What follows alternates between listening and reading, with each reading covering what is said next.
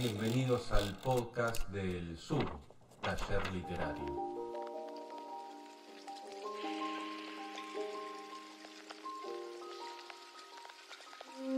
En tiempos de la Guerra Fría se hablaba de la cortina de hierro, un muro simbólico y a veces no tan simbólico entre la Europa occidental capitalista y la Europa oriental comunista. Me tomaré la libertad de ampliar este concepto a la distancia entre Oriente y Occidente, a secas, que desde siempre ha generado recelos y fascinaciones mutuas. Y cuando hablo de distancia no me refiero a distancia física, claro, sino a algo mucho más profundo que comentaremos, o que más bien comentará mi invitado en este podcast. Y desde ya él lo hará hablando de literatura, que para eso este canal se llama como se llama. La literatura oriental, más allá de algunas lecturas aisladas, ha sido y sigue siendo una deuda para conmigo mismo, una de las tantas cortinas de hierro que por un motivo o por otro mi ignorancia nunca se atrevió a levantar. Cuando uno no sabe hay que preguntarle al que sabe, tan simple como eso. Claro que el que sabe no nos podrá transferir su entero conocimiento de modo automático, mágico, durante una única charla, pero sí puede empezar a levantar la cortina, aunque sea un poco, y permitir los primeros rayos de luz, una endija suficiente para que veamos el principio del camino, o más bien de los caminos, porque el invitado de hoy sabe muy bien que los caminos de la lectura son tan personales como los del amor, los del deseo, los de la muerte. Y sin embargo, para esos otros caminos también existe, también debe existir, un otro que nos inicie. Miguel Sardeña es autor del libro de cuentos Hojas que caen sobre otras hojas, primer Premio Municipal Ciudad de Buenos Aires en la categoría Libro de Cuentos Inédito, bienio 2010-2011, y de la novela Los Años Tristes de Kawabata, que obtuvo la primera mención en el Premio Clarín de Novela 2016. Dirige la colección de literatura japonesa de la editorial También el Caracol. Además tiene su propio canal de YouTube en el que difunde sus amplísimos conocimientos, canal que desde ya recomiendo con absoluto fervor. En este podcast partiremos del popular y polémico Murakami para poco después meternos en una tradición amplia y riquísima. Sobra decir que quien ya conozca en mayor o menor medida la literatura oriental disfrutará de la cálida erudición de Miguel, y nosotros, los profanos, sin dudas nos contagiaremos de su pasión. Nadie mejor que él para iniciarnos en el camino. Así que ya saben, si quieren pasar, la cortina está abierta.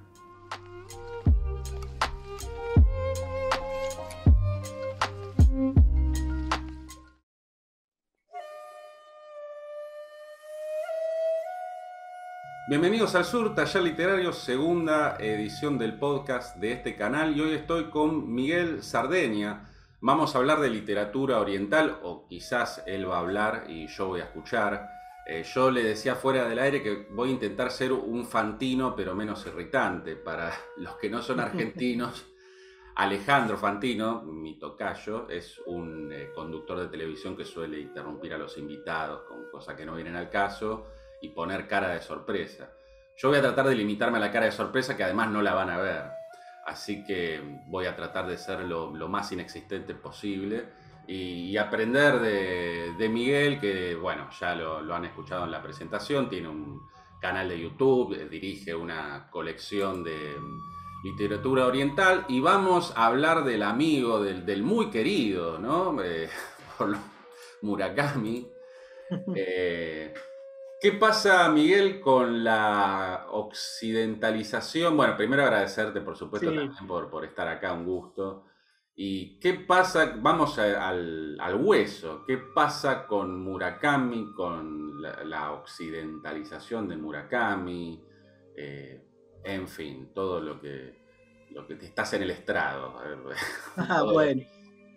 Bueno, Alejandro, una alegría estar acá, aunque me recibas con esta pregunta inicial, como para alargar inmediatamente con lo importante, ¿no? Estás cumpliendo tu rol de Fantino como Claro, prometiste. Seguro que Fantiniano. Murakami es un personaje polémico. Pará. Promet- ¿Vos me estás diciendo que Murakami es... No, no, dale. No, pero es un excelente punto de partida, porque hay como dos universos escindidos cuando pensamos en Murakami. Están por un lado los die hard, los fanáticos lectores de Murakami, y están por otro lado aquellos que pueden considerarse más orientalistas, que les gusta cierta literatura clásica japonesa. Y son dos universos irreconciliables. En esta charla vamos a ver por qué se trata de dos universos distintos, donde probablemente nunca se junten, o donde quizás se hayan empezado a juntar en el último camino que recurrió Murakami. Eso me parece que puede ser importante, como para marcar el primer matiz, digo, el primer punto de discusión. Pero ¿sabes lo que pensaba, Alejandro, con tu presentación? Que no es que yo voy a hablar y vos simplemente vas a escuchar, porque creo que las cosas más interesantes siempre suceden en una charla, en esta ida y vuelta, y ojalá que tengamos suerte y aparezcan algunas ideas, como una flecha en la noche, como decía Dolina, ojalá aparezcan algunas ideas en esta charla, ideas que también nos sorprendan a nosotros, que creo que suceden de este modo, en la charla casi a la manera griega, ¿no? Pensándolo de este modo, aunque estemos dentro de otro universo y dentro de otra cosmovisión que es Oriente. Bueno, me parece que esa referencia es acertada. Lo que me pasó con Murakami este tiempo, para ir directamente a lo que nos convoca, es que disfruté mucho Primera Persona al Singular, disfruté mucho. Es un libro que acaban de publicar, es un libro del año 2021, que todavía está en las mesas de novedades, y yo entiendo personalmente que es un libro raro para pensar en Murakami, porque si bien aparecen los temas habituales de Murakami, el tratamiento que hace de esos temas no es el mismo tratamiento que hizo siempre, y uno logra reconocer algunas notas discordantes respecto de lo que uno veía en otros libros, y eso me pareció muy agradable. Está por supuesto presente el jazz, el béisbol, está presente los conciertos, eso forma parte del universo habitual de Murakami, pero aparecen también otras cosas, y esas otras cosas van a satisfacer a todos los lectores de literatura oriental que leen habitualmente, no sé, a Kawabata, a Mishima, a Yokomitsu, a Kutagawa. Bueno, se van a sentir satisfechos con ese libro, eso es lo que yo creo. Viste, Alejandro, que también la experiencia de lectura es algo intransferible y todos nos acercamos a un libro de una manera propia, de una manera personal y de una manera única. Uno lee también con la biblioteca que tiene sobre la espalda, ¿no? Uno lee con su propia vida y con los libros que ya leyó. La gente no la está viendo, pero yo que te estoy viendo veo la biblioteca atrás tuyo y vos estás viendo también la biblioteca que yo tengo detrás. Bueno, es imposible no leer a Murakami bajo esa luz, bajo ese prisma. Yo leo a Murakami habiendo leído y habiendo disfrutado a todos estos autores que acabo de referenciar. Entonces no hay manera de no efectuar alguna comparación o tratar de buscar algunas alusiones. Claro, voy a hacer una comparación quizá banal, pero creo que le va a servir a la gente del otro lado, para tirar también una frase muy televisiva. Pero esto me recuerda a cuando una banda punk o una banda de heavy metal triunfa en el mainstream, ¿no? Y están los que después reivindican que no, que esa banda se vendió, que cambió, que adaptó su sonido al gusto de las masas y que no es verdadero punk, no es verdadero metal, como le pasó a Metallica con no me acuerdo si el Black Album o cómo se llama, no es un género que transite demasiado. Pero hay algo de eso en Murakami que, digamos que los fans de Murakami no serían verdaderos seguidores de la literatura oriental o verdaderos conocedores, sino que Murakami se adaptó o se occidentalizó, o sea, no pintó su aldea, ¿no? Pintó la aldea global. No sé si va por ahí. Sí, lo que pasa es que probablemente, no sé si ese es el análisis, sale, porque la aldea de Murakami es la aldea global.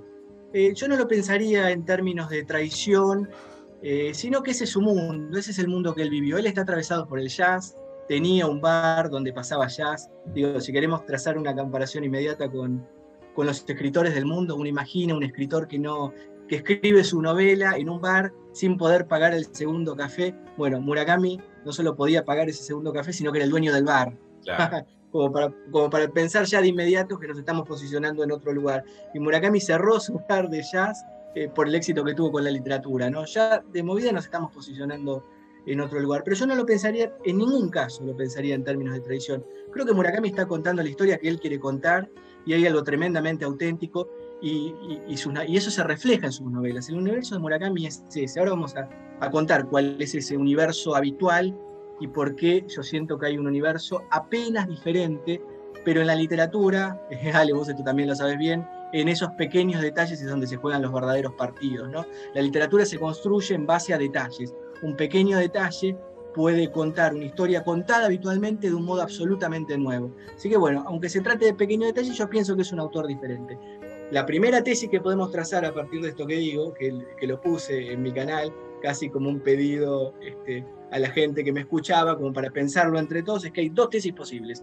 Una tesis es que Murakami cambió. La segunda tesis es que los que cambiamos somos nosotros. Bueno, me parece que eso no hay que dejarlo de lado, ¿no? Uno también va cambiando, no digo evolucionando, es un poco pretencioso evolucionando, pero digo, uno va cambiando también porque la vida te va cascoteando un poco más y uno no es la misma persona que cuando tenía 20 años, cuando tiene 40, ya conoció otras tragedias, otros fracasos, y la vida ha mostrado una cara más desencantada. Bueno, uno necesariamente tiene que ser distinto, si no, vivió sin razón, si sigue siendo el mismo que era cuando era un romántico de 20 años y planeaba la revolución, ¿no? Así que esa es la primera tesis que también la abrimos a la gente que nos escucha. ¿Cambió Murakami o cambiamos nosotros? Lo que me sucedía a mí habitualmente con las novelas de Murakami es que Murakami tiene un gusto por el surrealismo y un gusto por el delirio, ¿sí? Y en ese delirio él se mueve con mucha comodidad. Entonces él puede construir unas 600 páginas con una novela absolutamente delirante y que sin embargo produce un efecto muy curioso, que es como un efecto de hipnosis. Uno dice, ¿cómo puedo yo leer en un rato una novela? En un rato o en varios días, no importa, pero digo, el efecto psicológico, el efecto mental es que sucedió en solo un rato. Una novela de 600 páginas, de 500 páginas, de 400, digo, con el vértigo, o en 2, 3 tomos, como la última novela IQ 84, ¿no? O la del Comendador. Bueno, ¿cómo uno puede leer esas novelas que son tremendos bodoques con el vértigo de la modernidad? Bueno, lo que sucede es que Murakami entendió cómo conjurar el tiempo y cómo lograr cierto efecto de hipnosis en el lector. Y uno transita la novela casi sin darse cuenta, con mucha comodidad. Y esto me parece que es un mérito, esto es lo que quería decir, es un mérito que Murakami consiga que nosotros estemos a gusto leyendo sus 600 páginas y pasemos un momento entretenido. Lo que me sucede a mí después es que si me preguntan, bueno, Miguel, contame de qué se trata Kafka en la orilla, por ejemplo, una novela que disfruté en su momento. Contame de qué se trata. No puedo contar de qué se trata. La he olvidado prolijamente. Bueno, este también me parece que es un efecto que provoca Murakami. Ese bueno, es el que estuvo sentido del entretenimiento y el rápido olvido. Claro, el que estuvo hipnotizado igual se olvida de lo que hizo, se supone. Claro. Si tomamos la imagen pop de lo que es la hipnosis, ¿no? Si tomamos el hipnotizado se olvida de lo que hizo durante la hipnosis. Así que es tal cual. Perfecto. Igual tal como cual, vos decís, ¿quién no quisiera? A mí me encantaría poder escribir una novela de 600 páginas y que se le pase como un suspiro al lector. Así que, por esto que decís, la habilidad no puede ser puesta en duda. Eso es otra cosa lo que se discute. Y además, como también decís, y guiándome en tus palabras, o por tus palabras, también habría que ver si Murakami se merece que se le cuestione lo que se le cuestiona cuando, si su aldea es la global, pintó su aldea, ¿no? ¿Por qué debería él atenerse a determinadas tradiciones? Como, por ahí voy a decir una barbaridad, pero como si le pidiéramos a Cortázar que en Rayuela estuviese escuchando tango, qué sé yo, ¿no? Escuchaba jazz también el tipo, y estaba en París. No, por supuesto. Un poco brusco, un poco grosero la manera en que lo digo, pero... No, pero es perfecta. Pero además, ¿por qué le pediríamos eso a Murakami si hay un montón de otros autores que nos dan eso que estás reclamando? No, qué sé yo. Y uno no siempre tiene ganas del mismo autor, de la misma historia, digo. Uno no siempre tiene ganas de Kawabata. O sea, si suponemos que Kawabata o Yokomitsu, para pensar las grandes cimas de la literatura japonesa, son los mejores. Digo, un comentario un poco infantil, ¿no? Pensar en el mejor en términos literarios. Pero digo, pasemos rápido por ahí. Si pensamos que es el mejor, si pensamos que Kafka es el mejor, que Borges es el mejor. Bueno, uno no siempre tiene ganas de Borges. Sería aburrida nuestra vida si solo leyéramos a Borges. Eso es lo primero que se me ocurre decir. A veces te querés leer un buen policial, que se te pase como el agua y estar pensando más en quién fue el asesino y listo. Pero por supuesto, claro. Lo que creo que se le puede reclamar a Murakami no es eso de no haber pintado su aldea, sino cierto sentido de trascendencia. Creo que sus novelas le falta ese sentido de trascendencia, que tampoco es necesario. Digo, si la literatura, podemos ubicarnos en varios lugares distintos para pensar la literatura y el arte. Digo, la literatura también es entretenimiento. Una novela que nos provee un gran entretenimiento es indudablemente una gran novela. Creo que esto no se puede discutir. Ahora, si esa novela además nos provee una visión del mundo que nos permite entender mejor el mundo que habitamos y al cual no nos podemos ajustar del todo y estamos todo el tiempo incómodos, bueno, además de ser una gran novela por habernos entretenido, va a ser una novela trascendente que nos va a cambiar la vida, ¿no? Bueno, ese me parece que es el tema. Claro, por lo que vos decís, lo que estaría en cuestión es el estatus de gran escritor de Murakami, en el sentido en que uno piensa que un hábil artesano te puede entretener durante 300, 400, 500 páginas, pero que un gran escritor que sigue ahí aún cuando terminaste de leer el libro durante un buen rato. Sí, durante toda la vida te sigue resonando y cada vez que lo leas vas a encontrar matices, perfumes, alusiones, símbolos nuevos. Es una obra, bueno, esta es la definición de clásico, ¿no? Es una obra que te va a seguir hablando de un modo distinto y de un modo actual durante toda tu vida. Lo que quiero decir, para ser claro con el tema de Murakami, es que Murakami lo hace con armas nobles, ¿no? Esto es lo que me parece que quería dejar en claro. Lo hace efectivamente creo que pinta su aldea y creo que lo está haciendo con armas nobles. Es un accidente que no interesa, es algo accesorio, el éxito que ha tenido. Creo que eso no es un punto que interese demasiado discutir, es secundario eso. Sí, a veces son maniobras comerciales también. Probablemente el hecho de que su aldea sea global haya tenido que ver, estos son puras especulaciones, pero no hay que ser Sherlock Holmes para hacerlas, haya tenido que ver con que un editor haya decidido que Murakami era el autor para vender en el resto del mundo, probablemente. Sí, o no, o asoció, ensambló con esta época de algún modo, digo, hay magias que suceden casi de un modo misterioso. Creo que, a ver, es un autor que vale la pena leer, no le estoy tratando de tachar, por supuesto, de ninguna manera, es un autor que recomiendo, no forma parte de mis preferencias, por lo menos no en los primeros lugares de la lista, esto desde ya, pero me parece que es un autor valioso que creo que tienen que leer, ¿no? Digo, es un autor que ha publicado tantos libros y del que se habla tanto, me parece que es atractivo conocer cuál es el universo que despliega. Y ese universo que despliega, ya hablé de este efecto que creo que provoca, que es esta suerte de hipnosis. Hablé también del delirio con el que suele avanzar. Digo, hay cierta fantasmagoría. Uno piensa, por ejemplo, en Alicia en el País de las Maravillas. Bueno, está atravesado por esa estética con un poco menos de sabiduría que la que tenía Lewis Carroll, pero uno puede trazar algún paralelismo con ese universo. Y lo que sucede en el último libro, en primera persona del singular, es que no va por ahí. No solo no va por ahí este libro, sino que la última película que ganó el premio Oscar, esa la recomiendo con efusividad, Drive My Car, los que la quieran ver, está basada en un cuento de Murakami. Murakami no escribió el guión de la película, el co-guionista es también el director, Ryosuke Hamaguchi. Va la enfática recomendación por esa película.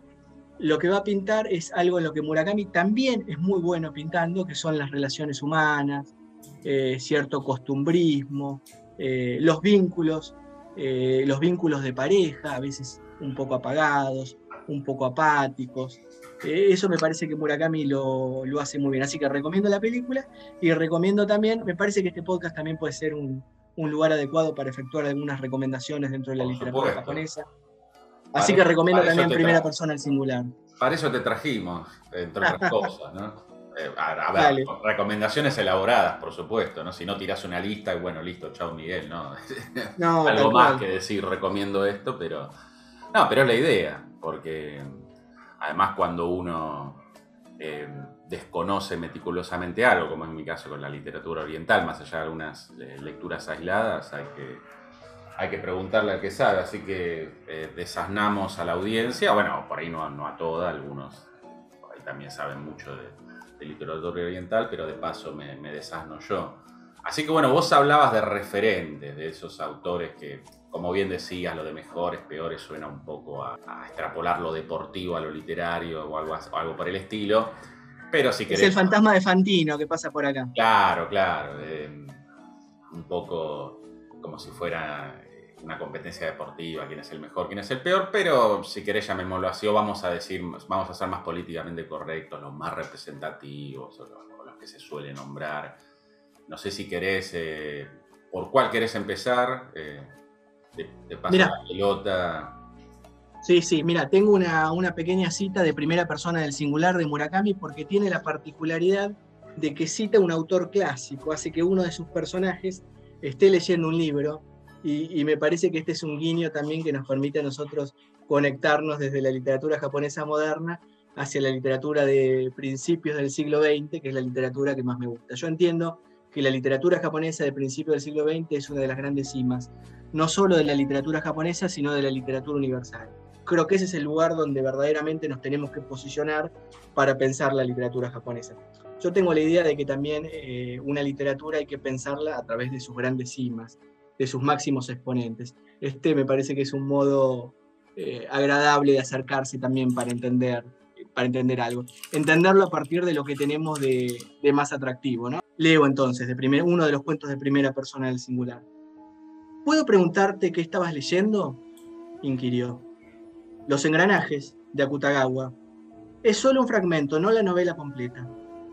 Se quedó meditabundo durante unos instantes. El caso es que he leído Capa, dijo saliendo de su breve ensimismamiento, aunque hace mucho tiempo.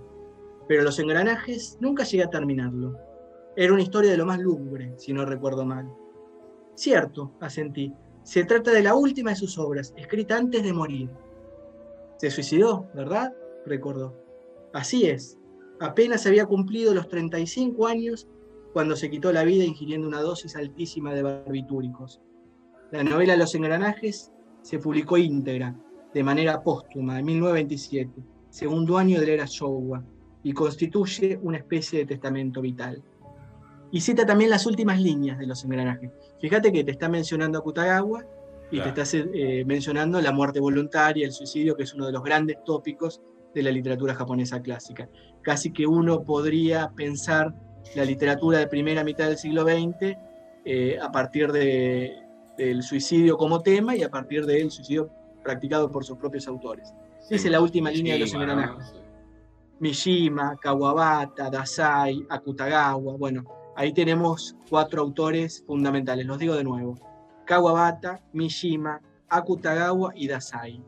Son 4 autores fundamentales donde se van a encontrar con tesoros. Con cualquier libro al que recurran se van a encontrar verdaderamente con un tesoro. Y mira la última línea de Los engranajes, citado por Murakami en primera persona del singular. Dice así: mis fuerzas para seguir escribiendo se han agotado y siento que me arrastro por la vida sumido en un indescriptible dolor. ¿No podría alguien estrangularme mientras duermo para poner así fin a mi sufrimiento?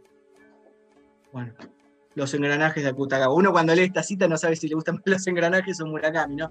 Pero fíjate que estás pensando... Medio que perdió ahí con la cita, ¿no? El tipo sí. se complicó. Bueno, pero el hecho de citarlo es meterse también en la tradición. Está eligiendo citar a un autor clásico que leyeron todos los japoneses, que todos los japoneses son devotos, y que también en Occidente somos devotos y somos seguidores. Y me gusta mucho esta cita porque es pensar en un escritor, en alguien que escribe, que está atormentado por esa escritura, que sigue escribiendo hasta el último instante y que efectivamente termina matándose por...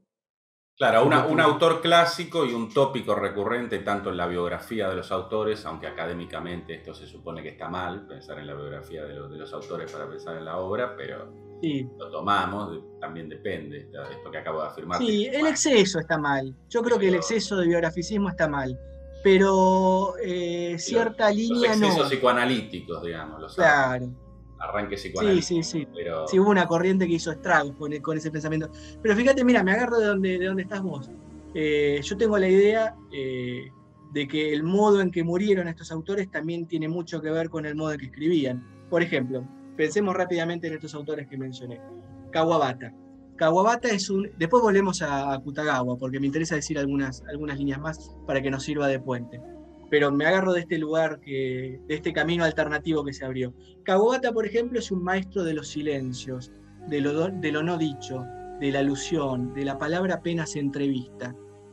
¿Cómo se suicidó? ¿Cómo se mató? Bueno, con gas. Se mató en silencio, casi pidiendo permiso, sin molestar a nadie. Eso claramente está presente en su literatura. La literatura de Kawabata, el que lo lea, si lo quiere descubrir estos días, ojalá haya nuevos lectores, y si no, seguro que mucha gente que nos está escuchando ya lo leyó.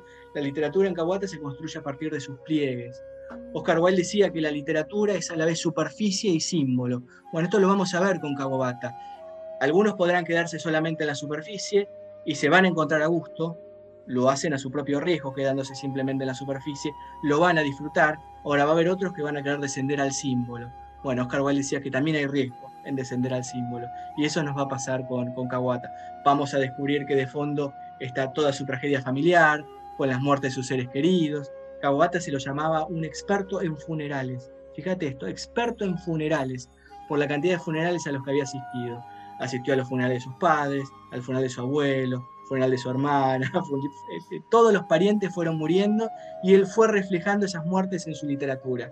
Es lo que yo llamo, pensándolo también como una tesis, los años tristes de Kawabata. Bueno, es ese tiempo donde él se ocupó de reflejar la muerte de sus familiares queridos, y él fue aprendiendo, lo cuenta su primo esto, él fue aprendiendo a condolerse en los funerales como debía uno condolerse. Entonces, cuando Kawabata se sentía mal en un funeral, movía la compasión al resto.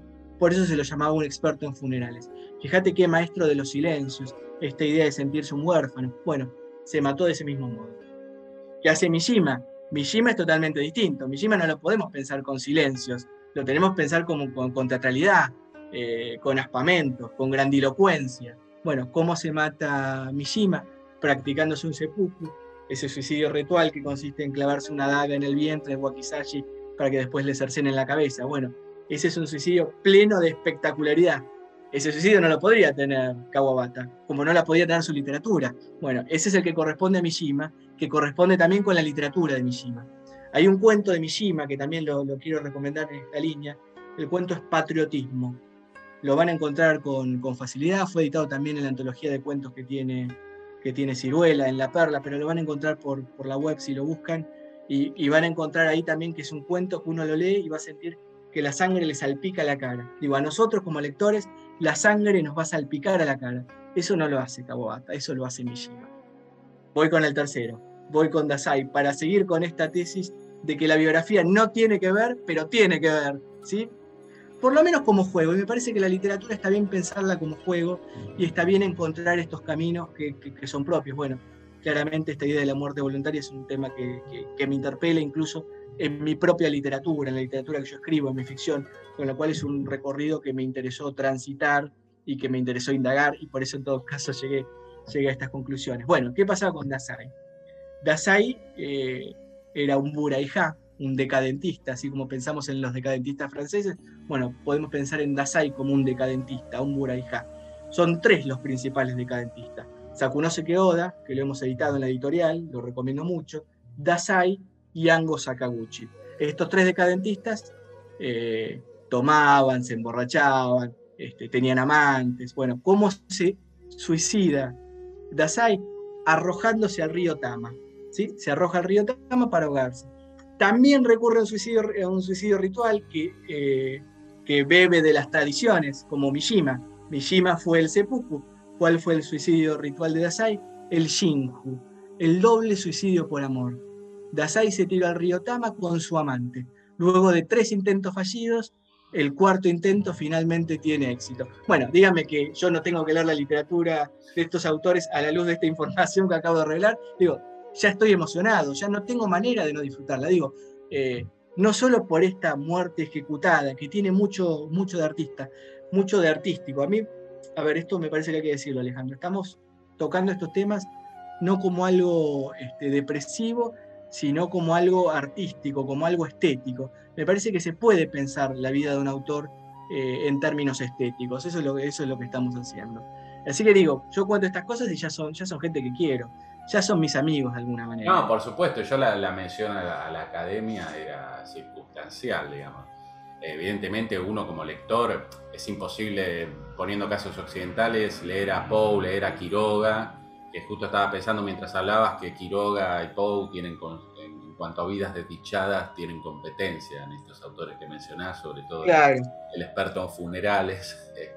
sí, pero fíjate qué Por supuesto belleza, que ¿no? como Pensar lector así. uno no separa una cosa de otra y es interesante lo que decís de ser, de seguir una tradición o de elegir una tradición, una estética también en la propia vida, o en la Sí, propia muerte, mejor dicho, en el modo de terminar con la vida, o sí, incluso bueno, el suicidio por honor o deshonor, que sería el caso de Mishima, ¿no? Que también ahí también hay una cuestión de política, de militancia, pero corregime si me equivoco, pero sí, no, por supuesto. que tiene que ver con ser auténtico y además es algo serio, serio en el sentido que están nada más y nada menos que la vida en juego, la vida y la muerte, y no es eso de encarnar un ideal estético como quizás hacían ciertos vanguardistas occidentales, que era ponerse unos lentes y vestirse de colores, y eso tenía que ver con, hago de mi vida parte de mi obra artística. No, no, no, no, tal cual. Ir a los clubs a la madrugada y vestirse de manera extravagante, y eso era ser un arte. Digamos que es un poco un romanticismo mal digerido, ¿no? Eso de Sí, mi vida es parte de mi arte. Pero claro, es fácil decir mi vida es parte de mi arte cuando hago un arte muy alegre, entre comillas, y entonces esa vida que forma parte de mi arte significa que voy a clubs a la noche y me visto de maneras coloridas y uso lentes extravagantes y doy respuestas extravagantes. Le falto respeto a la gente porque sé que nadie me va a pegar una trompada porque soy quien soy. Otra cosa es decir, soy coherente en mi obra y en mi vida y me voy a suicidar. Es un exacto. poquito más difícil hacer eso, ¿no? Hace un tiempo, poco antes de caer postrado, fui a Yusenji. Para entonces ya estaba muy débil, pero todavía no me hacía la idea de la gravedad de mi estado. Tenía la seguridad de que con un poco de descanso me recuperaría. Las aguas termales en realidad eran malas para una enfermedad degenerativa como la mía. Mi única finalidad era pasar un tiempo en soledad en un ambiente tranquilo. Solo había pasado una noche en Yusenji antes. No sentía que fuera particularmente especial. Solo iba por la cancelación que había recibido del lugar donde planeaba alojarme en mi destino original. Llegué a la posada y me sentí decepcionado antes de que acabara el día. Me arrepentí de haber ido. Me asignaron una habitación horrible, ubicada en el extremo del tercer piso. La luz le era ajena de la mañana a la noche. Con los paneles corredizos cerrados, incluso en el momento de más luz, justo después del mediodía, se hacía difícil leer los libros de bolsillo que había llevado. Aunque apenas nos acercábamos a mediados de otoño, el aire de montaña era helado. Debía de tener algo de fiebre porque cada vez que una brisa fría me golpeaba la nuca, me daban escalofríos. Para colmo, con la brisa venía un olor insoportable de los baños. Para mí, como para cualquiera que sufre de un cuerpo debilitado, todos los olores, tanto los desagradables como los aromáticos, resultan intolerables. Así que me vi obligado a cerrar los paneles y permanecer todo el día en la oscuridad. A veces me paraba, abría los paneles corredizos y miraba con envidia las habitaciones del lado opuesto, iluminadas por el sol. Me quedaba observando a las personas recostadas en los sillones de los balcones amplios. La posada claramente no estaba llena. Yo no era un cliente que se hubiera aparecido sin aviso, había hecho una reserva previa por carta. Llamé a la mucama y traté de negociar para que me cambiaran de habitación, pero no tuve éxito. Era el cliente sin acompañante, el tipo de cliente menos bienvenido en este tipo de posadas. No importaba cuántas habitaciones luminosas tuvieran disponibles, las reservaban para los que iban con una mujer, se divertían un rato y volvían a casa. Recordé la primavera en que hice un viaje de negocios para una empresa de radiodifusión por áreas rurales de Fukushima. Un lugareño me llevó hasta una posada de aguas termales. Nos habíamos quitado los zapatos y ya subíamos cuando descubrieron que solo yo me alojaría. De pronto no les quedaban habitaciones libres y se deshicieron de mí como se barre el polvo con una escoba. Mandaban los nuevos ricos de la industria del armamento, quienes queríamos descansar cuerpo y alma heridos o simplemente leer un libro en el silencio de la soledad, no importábamos para nada. Por eso la revista institucional de la Asociación de Aguas Termales, que a veces nos mandaban, llamaba a los dueños de las posadas a responder a las necesidades de los tiempos actuales, apelando a su responsabilidad en el cuidado de la salud nacional.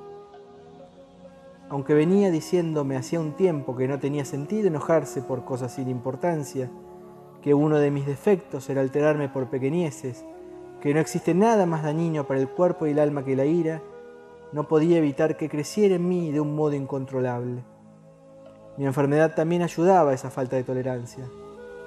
Pensar en el esfuerzo exagerado que había hecho para ir, imaginando que lo pasaría bien, me irritaba de solo ver los libros que había llevado para leer. Había pasado de un simple mal humor para convertirse en algo más parecido al rencor. No tenía apetito.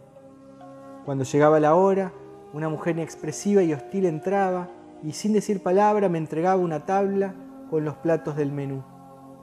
También en silencio yo apoyaba la punta del dedo en alguno de ellos, sin siquiera molestarme en mirarlos. Me agotaba la sola idea de ponerme a buscar una nueva posada. Me faltaba la determinación para irme y volver a casa. La mayoría de los días los pasaba afuera, salvo por el horario de la comida. Visitaba la colina donde se encontraba la tumba de Noriyama, un parque, un jardín de ciruelos o algún otro lugar parecido, y me quedaba el día entero ahí sentado bajo el sol hasta que se hacía la hora de volver. Un día subí bordeando el río Katsura. Después de caminar un buen trecho, busqué al regreso donde sentarme para descansar y descubrí una gran piedra junto a la ruta, desde la que se podía ver el río. Su superficie, que mediría la mitad de una estera de tatami, era completamente plana. Me senté y me sequé el sudor de la frente. Era una tarde clara de otoño, sin nadie alrededor. Medio ausente, con la sensación de una ligera anemia, me quedé mirando el río libre de pensamientos que me distrajeran. A una distancia equidistante de ambas orillas, la tierra se mostraba y formaba un banco de arena. No era ni muy largo ni muy ancho. Las corrientes de agua que lo rodeaban pronto volvían a reunirse y a convertirse en una. El agua era más profunda de mi lado y la presencia de rocas formaba pequeños piletones o la agitaba levantando espuma blanca. No se llegaba a ver el fondo. La orilla opuesta era poco profunda y el lecho era una única roca lisa, como una tabla, por lo que el agua fluía veloz y silenciosa. Miraba abstraído cuando descubrí un ser vivo en el banco de arena. Primero pensé que era un pedazo de arcilla, pero después noté que se movía con pereza. Al observar mejor me di cuenta de que era una rana roja enorme, casi tan grande como un pequeño sapo de caña. Fragmento del cuento Bajo un cielo oscuro cargado de nieve, de Kensaku Shimaki. Traducción directa del japonés por Masako Kano y Mariana Alonso. Recogido en el libro Bajo un cielo oscuro cargado de nieve, de editorial También el Caracol. Dijiste la palabra justa, hablaste de coherencia. Yo mientras te escuchaba pensaba en la autenticidad.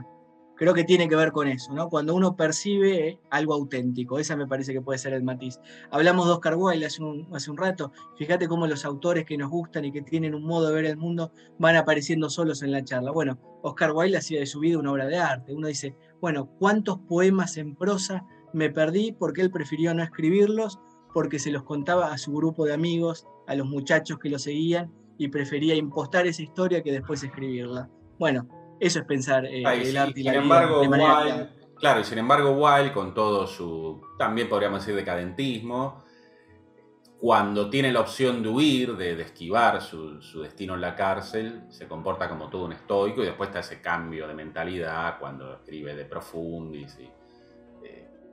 No sé si pasa a ser otro, o pasa a pensar de otra manera, o quizás realmente se saca esa máscara de frivolidad, aquello que decía él, dale a un hombre una máscara y dirá la verdad. Bueno, quizás en realidad él se terminó sacándola, a él le sacaron la máscara, o le obligaron a quitarse la máscara, esa de frivolidad, de profunda frivolidad, diría Andy Warhol, para nombrar a alguien a quien estaba de algún modo aludiendo. Y Wilde tiene una manera estoica, digo, relacionado con lo que decís de estos autores, sí, que mencionaste, tiene también una manera estoica de aceptar un destino terrible que no es el suicidio, pero para un hombre como Wilde, la cárcel, los trabajos forzados, él podría haber elegido eso, y sin embargo dicen, acá estoy, si me quieren venir a encarcelar, que me encarcelen. Borges cuenta muy bien esa historia, de que querían que se escapara, que le dieron el margen de tiempo a la ventana para que pudiera tomarse el tren y desaparecer, y él decide aceptar ese destino. Me gusta mucho algo que dice Oscar Wilde en el De Profundis, ya que vos lo marcás como un hito que divide aguas. Yo no estoy tan seguro que divida las aguas. Yo sigo viendo... por eso, yo hice el matiz, por eso, ¿no? Sí. No sé hasta qué punto, ¿no? Porque también uno lee ciertos cuentos de Wilde, porque uno tiene por ahí la imagen del retrato de Dorian Gray, que igual también es lo que decías vos, en el retrato de Dorian Gray uno se puede quedar en la superficie, se puede quedar en el retrato, o puede ver las cicatrices, ¿no? Sí, claro. Así, una analogía con lo que trata la misma novela. Pero me refiero a que en De Profundis ya es, por decirlo así, explícito, en todo caso. No hay que, irónicamente, no hay que ver tan profundo en De Profundis. Exacto. O mejor dicho, la profundidad está en la superficie, ya en De Profundis. Sí. Hay una cita de Profundis que me parece, bueno, que me pone la piel de gallina siempre que la recuerdo. Dice así, Oscar Wilde, escribiéndole y quejándose como el responsable de todas sus desdichas con Bossi, y le dice, todos estamos en el barro, pero algunos miramos a las estrellas. Sí. Me parece brillante. Bueno, es casi un resumen. Y te quería decir otra cosa. Fíjate que hablaste de esta idea de máscara, y cómo el hecho de tener una máscara nos revela. Bueno, Sábato hablaba de que dentro de la definición de persona, etimológicamente está la idea de máscara, ¿no? Pero hay una novela de Mishima, esto quería ir, que se titula Confesiones de una máscara. Bueno, la alusión a Oscar Wilde es inmediata, tiene que ver con esto que estás hablando. Fíjate cómo hay puentes que están tendidos entre la literatura que conocemos más nosotros acá de Occidente y la literatura japonesa que más nos gusta. Bueno, uno puede ver esos vínculos que unen este tipo de autores de manera muy fácil, no hay que hacer mucho esfuerzo. Eso es lo que me parece muy atractivo. Y terminando con este recorrido que habíamos hecho de la muerte voluntaria, ya hablamos de Kawabata, hablamos de Mishima, hablamos de Dazai, quería hacer un último comentario con Akutagawa, casi retomando el hilo primigenio que nos quedó allá lejos con Murakami. Dale, sí.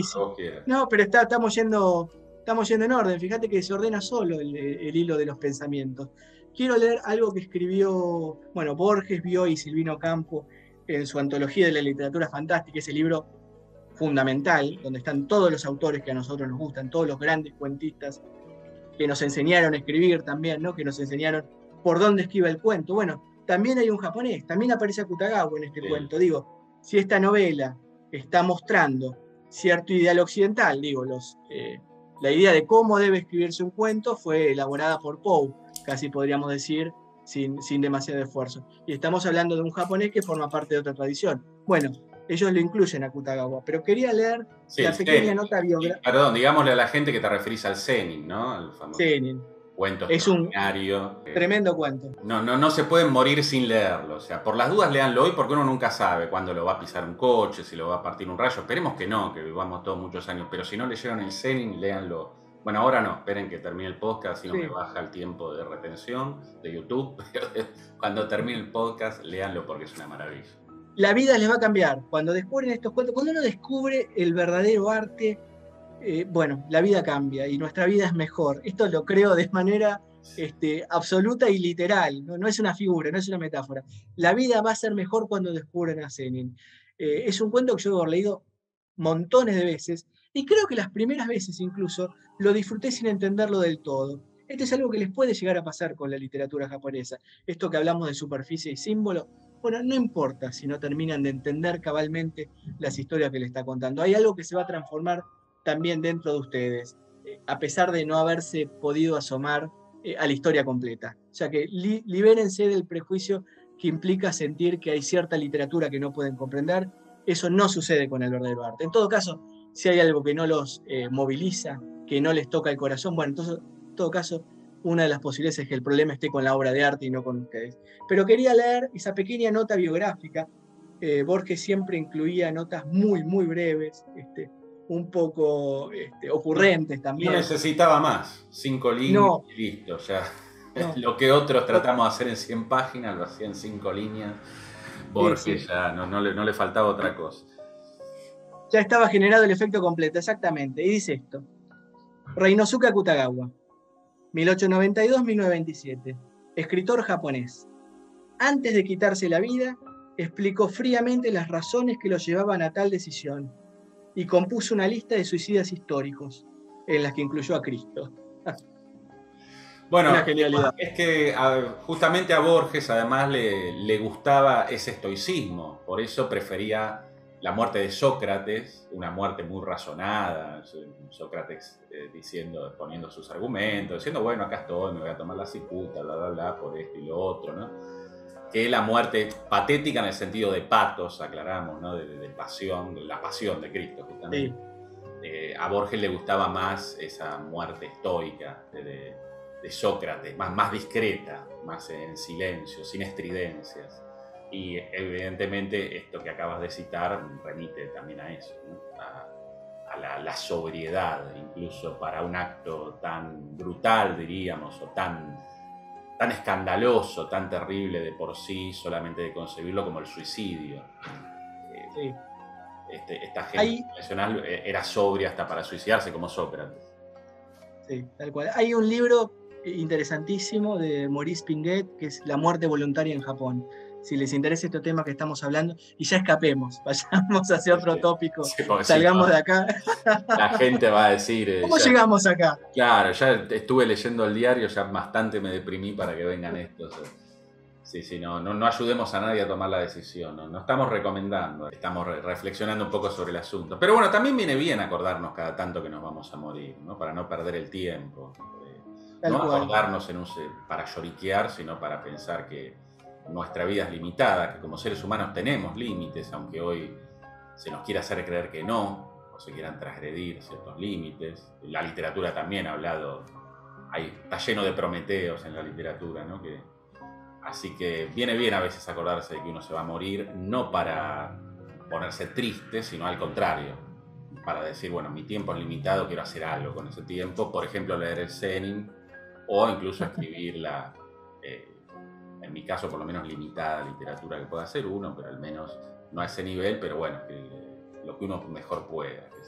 Bueno, ahora tenés un tiempo de descanso, ahora que estás estrenando libros, me imagino que por un tiempo no tenés esa presión de ponerte a escribir prontamente. No sé, en mi caso siempre pienso que nunca más voy a poder escribir, todos los días pienso que nunca más me va a salir nada, pero bueno, eso ya son locuras de cada cual, pero no, igual si cuando uno publica un libro es como que se libra un poco y de hecho ya escribí un par de cuentos que hace un tiempo que no escribía, como que cuando, no sé, evidentemente es algo como que uno voy a usar un término muy tonto, muy banal, pero uno se desbloquea, ¿no? Y claro. Como que diciendo, bueno, esto ya salió, necesito tener más, necesito escribir más. Pero... Da miedo quedarse sin nada, también es verdad eso. Uno siempre quiere tener el arcón lleno de manuscritos. Sí. Que también comienzan a pesar los manuscritos no publicados, en algún momento. Sí, también, es cierto, son como lastres de los que uno quiere de alguna manera deshacerse. Son como la hermana de Roderick Asher, que está ahí. Ya que hablabas de la cabal comprensión de los textos antes, cabal comprensión, bueno, o sea, total comprensión.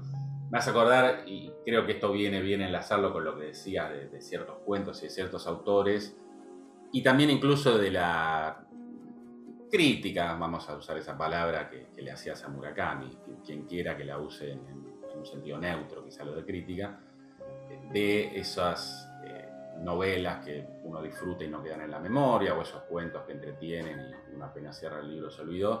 Y me acuerdo que hablando sobre Borges, Piglia contaba de una amiga que sobre un cuento de Borges le decía, ¿sabés que lo leí? Debe ser la vez número 30 que lo leo y todavía no lo entendí.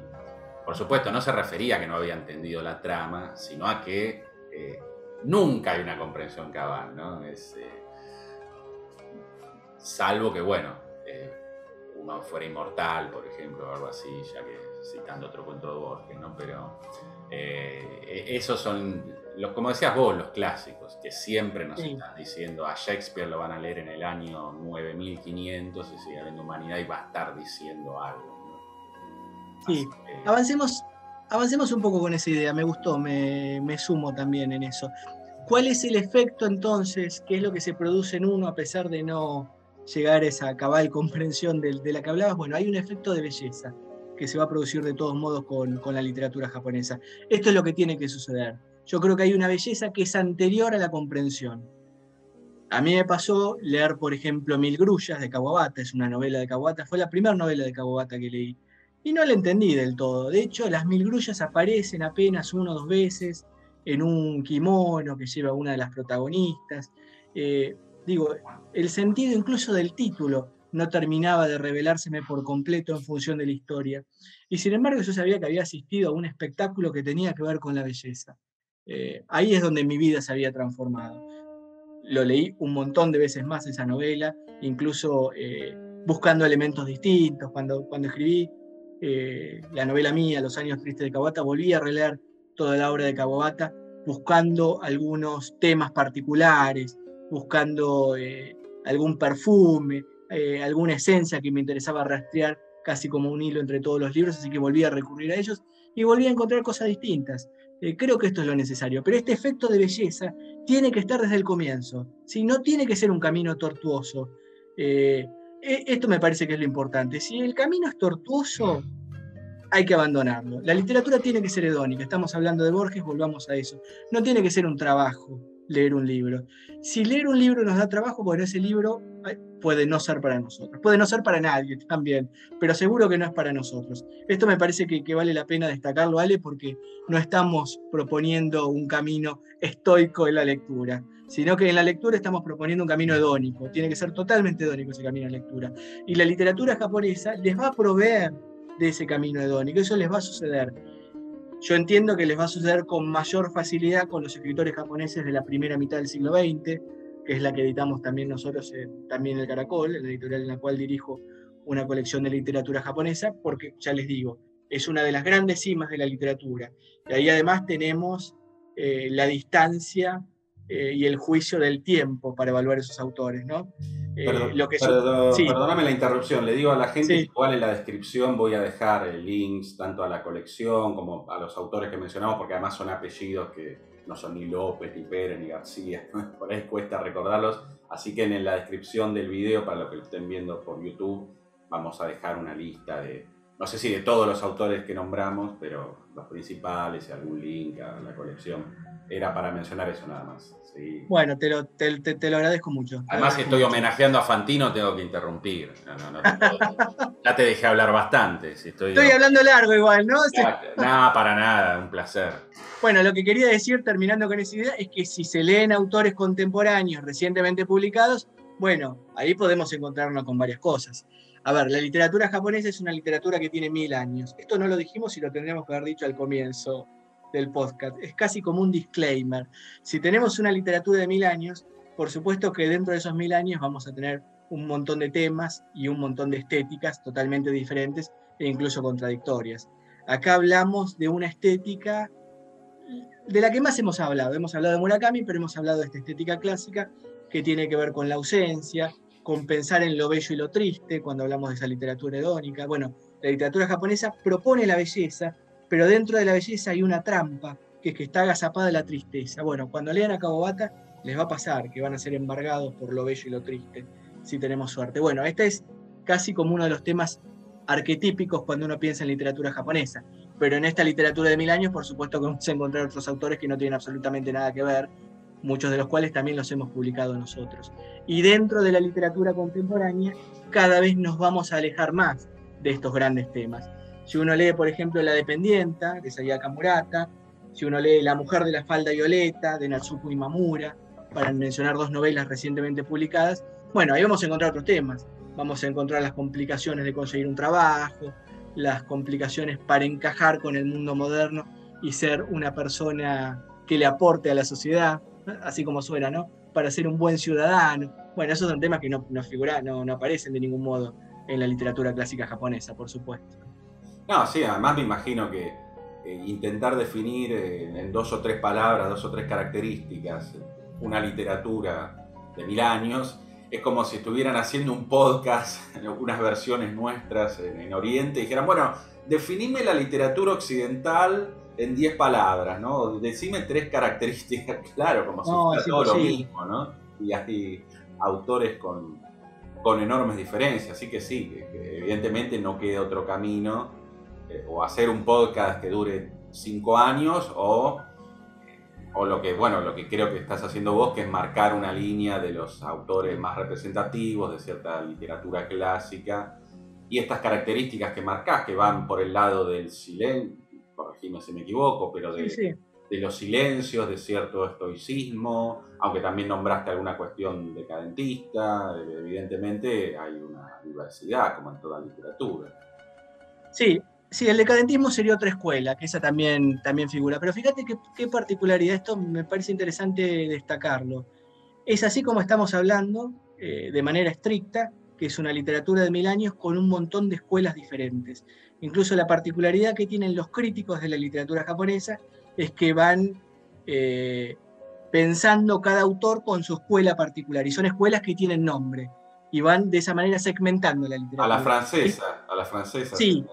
Sí, pero de un modo terriblemente estricto. Uno puede hablar de los Burai-ha, de la Shinkankaku-ha, de la Puroretaria Bungaku, uno puede hablar del Shijo-setsu, puede hablar de las escuelas en términos de compartimentos estancos, ¿sí? Y son un montón. Pero lo que quería que quedara claro en este podcast, que me parece que es importante, que a pesar de eso hay una idea arquetípica. Estamos muy griegos hoy, estoico, hablamos de Sócrates, los arquetipos, Sócrates con la cicuta. Quiero decir, hay una idea arquetípica de la literatura japonesa que no va a ser un paraguas que la contenga a todas, que contenga estos 1000 años, pero que hace bien pensarla como para ya de un solo vistazo pensar qué es lo que tiene la literatura japonesa para ofrecer, ¿sí? Que es esta idea de lo bello y lo triste. Ese es el gran emblema y el gran arquetipo que nos sirve para pensar de inmediato en la literatura japonesa. Pensar en esta idea preciosista, en esta idea de belleza, en la idea de que la historia se va construyendo en los pliegues, esa segunda historia de la que hablaba Piglia. Fíjate cómo aparecen todos los autores de los que vamos hablando y cómo lo vamos recogiendo. Digo, la segunda historia en la literatura japonesa, que aparece en los pliegues, en lo no dicho, en lo apenas sugerido. Bueno, ese es uno de los grandes temas. En la novela de Murakami, uno de los grandes temas estructurales, ¿no? Del edificio, de cómo se construye esa literatura. En la película que les decía, Drive My Car, es una película que dura 3 horas. Es una película amorosa, que avanza sin estridencias, casi como pidiendo permiso, que parece no suceder gran cosa. Y sin embargo, nuestra vida se va transformando a partir de esa película. Descubrimos, por ejemplo, cuento esto solo, casi como para seducirlos e impulsarlos a verla. Esa película nos va a contar cómo el arte nos salva, cómo el teatro es un camino a la salvación nuestra ante las tragedias que debemos atravesar. Bueno, eso es lo que cuenta Drive My Car, por ejemplo, siendo muy reduccionista. Y yo noto en esa película que su modo de construirse tiene que ver con esto que estamos hablando, de lo no dicho, de lo apenas sugerido, de pensar en la ausencia, en la ilusión, en lo fantasmal. Bueno, la idea de los fantasmas también es otra idea japonesa.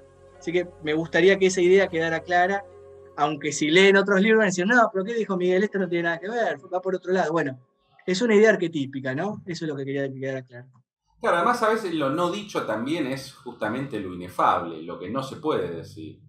Pensando en Zen, en el cuento que citábamos recién, no vamos a develar la trama por si alguno no lo leyó, insisto, por favor léanlo. Pero también ahí, si bien uno sí puede desde lo intelectual comprender que él en realidad logra lo que logra, porque más allá del engaño hizo lo que tenía que hacer, pero el efecto que tiene el cuento es que es algo que uno entiende, pero no entiende con la razón. Entiende de una manera instintiva, eso no es la palabra que estoy buscando, pero porque justamente estoy ahí rondando lo inefable, entonces las palabras no salen, pero... Yo creo que tiene que ver con las recompensas. Cuando se hace lo correcto, bueno... No, claro, por eso digo, uno puede buscarle, seguro uno por eso le puede buscar, puede explicarlo, pero claro, si la literatura uno la pudiera resumir, la pudiera explicar al 100%, no sería literatura. Entonces siempre queda algo ahí que va más allá de... Por supuesto que el cuento tiene un sentido claro, que uno después de leerlo dice, claro, está bien, él, más allá de que lo hayan engañado, no hacía falta en realidad una ceremonia, ni un maestro, ni ninguna cuestión oficial, porque lo que él quería lograr, ser un zenin, no se lograba en una universidad con títulos, con formalidades, sino con un modo de vida, bla, bla, bla. Bueno, al final lo estamos spoileando casi, pero bueno. Sí. Pero no más pudimos evitarlo. Claro, pero el efecto que produce ese final, por lo menos para mí, o en mí, fue más allá de eso. Y sí, uno podría escribir 1000 páginas hablando de todo lo no dicho, lo que está puesto en escena, como toda buena literatura, no es didáctica en ese mal sentido, no es expositiva, sino que pone en acción las cosas. Pero al mismo tiempo siempre hay algo que se escapa. Y también es interesante esto que decís, porque uno como occidental, y en mi caso como alguien que más allá de algunas lecturas aisladas desconoce la literatura oriental, uno tiene esa imagen cliché, pero al mismo tiempo un poco válida por lo que estás diciendo, del Oriente como contemplativo, ¿no? Bueno, obviamente uno puede pensar en las religiones que han proliferado allí, pues, bueno, en el budismo y demás, como algo más contemplativo, más sobrio, más estoico, ya que estamos, ¿no? Que no sea, como bien dijiste, una palabra estrictamente oriental, pero...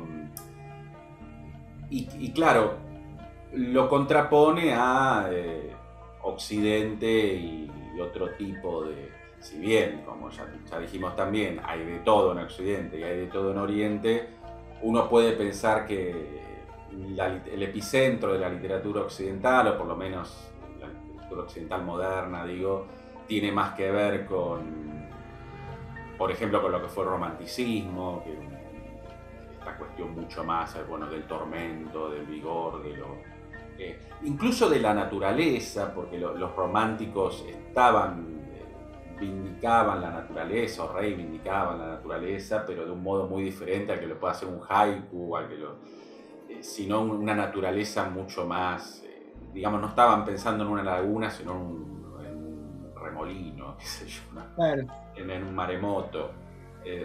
Así que no sé qué tan...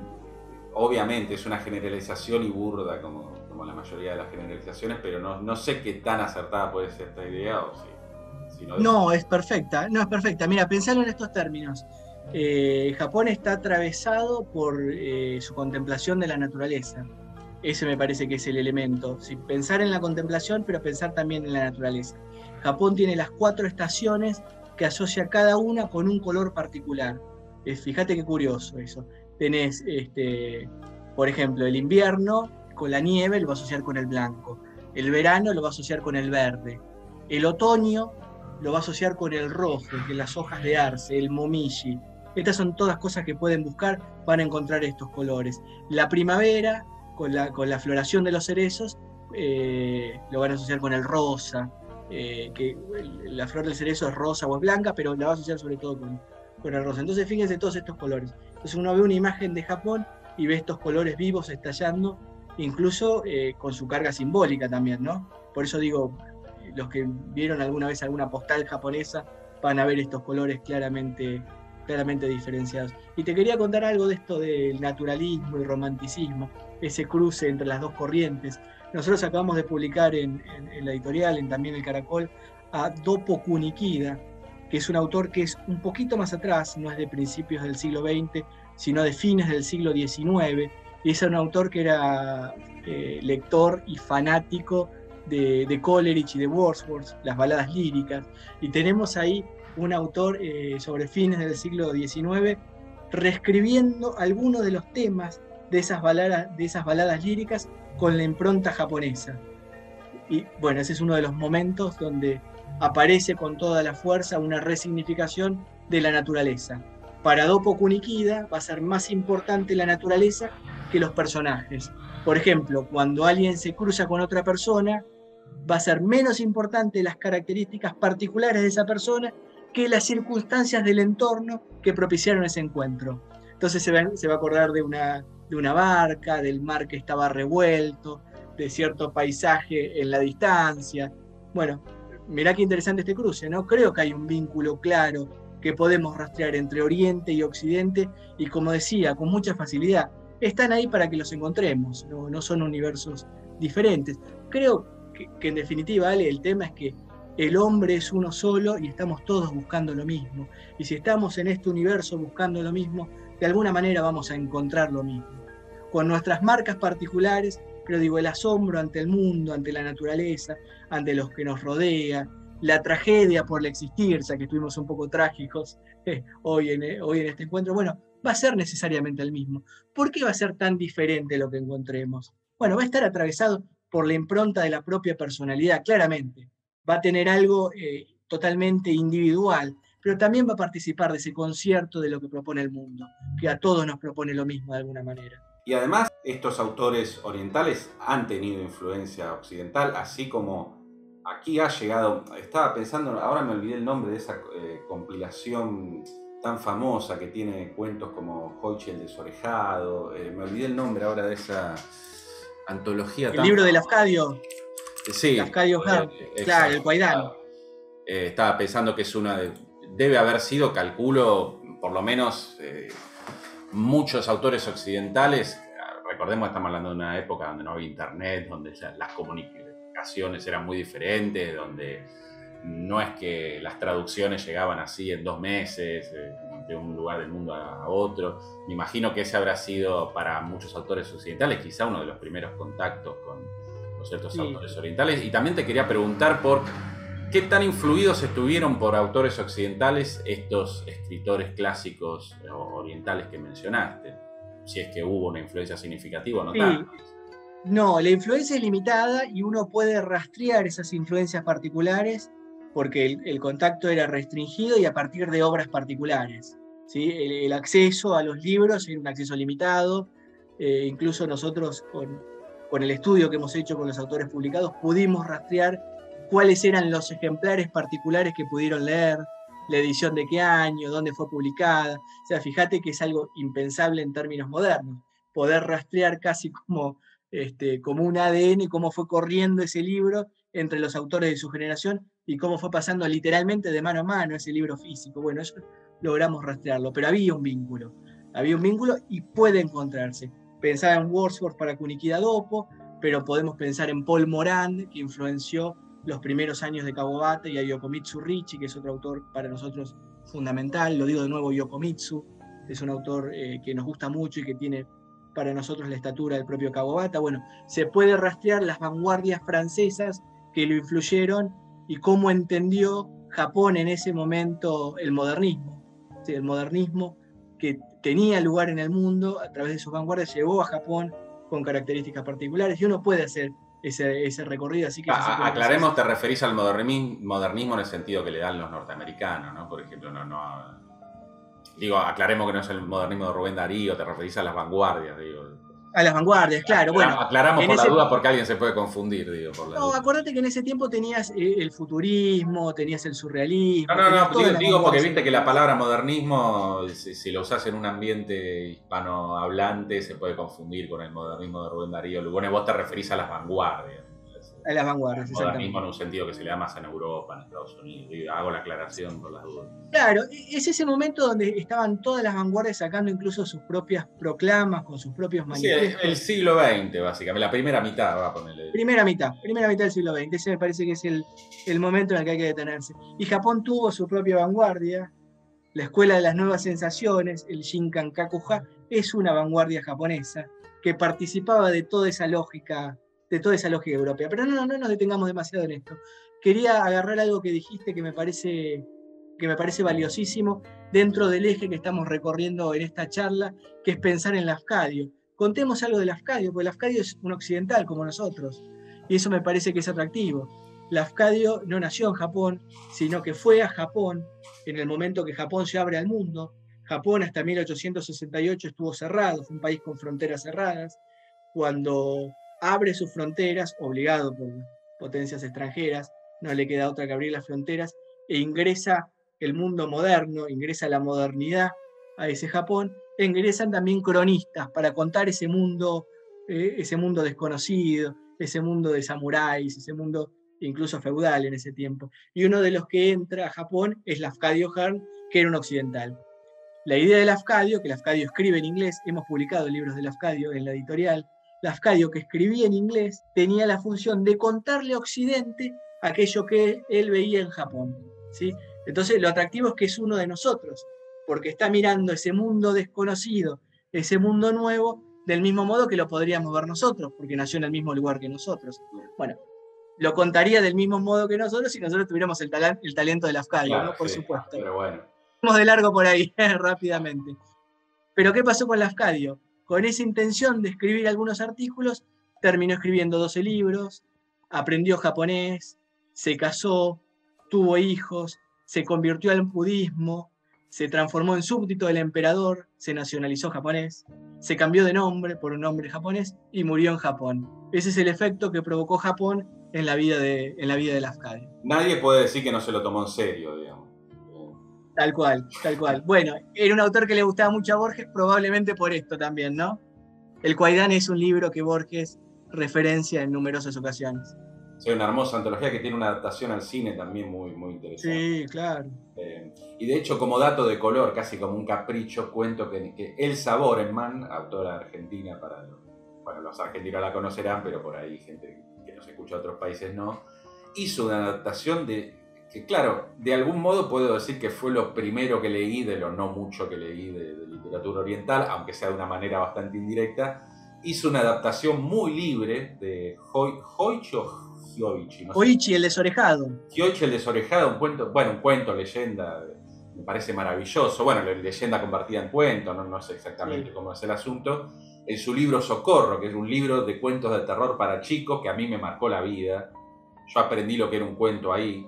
Después, bueno, no sé si bien o mal, pobre Elsa, no le voy a tirar el muerto lo que habré hecho yo, pero yo ahí aprendí la estructura de un cuento y nunca más me olvidé. Después empecé a escribir cuentos que obviamente, yo era adolescente, eran horribles. Para romper las reglas. Claro, pero tenían... No, ni siquiera para romper las reglas. Yo siempre, introducción bien clásico. Mal, obviamente escribía mal, como todo adolescente. Todo adolescente, salvo Rimbaud, escribe mal. Pero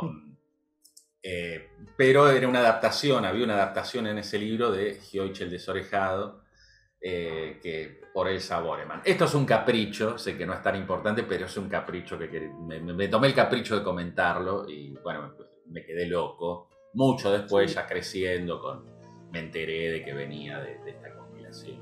Aunque en realidad había al pie que lo aclaraba en el libro de Elsa Borenman, pero como que yo era chico y medio que la pasé, no le di bola. Pero después me enteraría y leí el original entre comillas, ¿no? Pero, hermoso cuento. Pero hermoso dato el que tirás, mirá, lo leí por supuesto ese libro de Elsa Borenman, la tapa con Frankenstein. Claro. De hecho, si lo busco en la casa de mis padres, probablemente todavía esté ahí ese libro. Con un Frankenstein que obviamente es el de Karloff y no el de Mary Shelley, ¿no? Como debe ser. Por supuesto, sí, caricaturesco con el tornillo en la cabeza. Pero fíjate ese libro que leímos todos. Y no recordaba esta cita, así que hermosa cita es para irla a buscar y deleitarse con esa adaptación. El cuento de Lafcadio está basado en una historia del Heike Monogatari, que es un libro que relata una batalla constitutiva para Japón entre los Heike y los Taira, bueno, donde sucede de todo. No vamos a meternos ahí, pero digo, es un libro que que forma parte de la historia japonesa, el Heike Monogatari, siglo XV. Bueno, otro cuento recomendado, una antología. Sí, es un mamotreto, es un libro, quizás no es para leer. Digo la de referencia. el de Lafcadio, claro. Así que bueno, otro recomendado. Y si querés hacer un pequeño apunte, ¿no? Sobre algo que yo traté en un par de videos sobre el eroguro y sobre... no sé si querés hablar un poquito, o si no te interesa lo pasamos, no hay ningún problema. No, de Dogawa Rampo. Claro, sobre este género, porque justamente vos hablabas de la contemplación, y acá tenemos un lado bien oscuro de la literatura, explícitamente oscuro, digamos. prohibido para menores de 18, de la literatura oriental, con el ero-uro, género se podría llamar, extravagante, que comentamos, bueno, La oruga de Edogawa Rampo es como el cuento, y acá sí tenemos una influencia occidental ya desde el nombre, que él se lo pone para que suene parecido a Edgar Allan Poe, el nombre artístico, ¿verdad? Sí. Bueno, autor interesantísimo, Edogawa Rampo. En sus dos facetas, las dos grandes líneas en las que podemos pensarlo a Edogawa es esa del ero-uro con la oruga. Ahora hablamos de la oruga. Yo incluso lo recomendaría para no, ese no hay que... Bueno, en realidad no sé si es... Ahora nos peleamos con ese tema. Porque tiene algo de denuncia. Pensamos, fíjate cómo nos contradecimos, y es lo lindo de la literatura, donde uno no puede construir una idea absoluta, porque enseguida van a aparecer las excepciones. Digo, esto es pensar en la literatura y el arte. Uno construye una norma y esa norma enseguida se viola. Y la violación de esa norma no es un accidente, no es algo accesorio, no es algo para pasar de largo, sino que es algo central, es una de las grandes cimas. Claro. Eso me parece tremendamente atractivo. ¿Qué sucede con la oruga? En la oruga no tenemos ni preciosismo, ni contemplación, ni nada parecido, no solo por el tema grotesco y erótico, sino también porque tenemos una denuncia. Tenemos literatura comprometida, no tenemos literatura de evasión. Digo, si queremos hacer esa gran división occidental entre literatura comprometida y literatura de evasión, que no me gusta nada, pero pasemos rápido por ahí. Totalmente, estoy totalmente de acuerdo, es un reduccionismo siempre falso. Totalmente de acuerdo. Me huele yo diferenciaría más entre literatura y panfleto a veces, no siempre. Sí, exactamente. En muchos casos, digamos, lo que la literatura que no es de evasión o la literatura comprometida suele evadir es la literatura.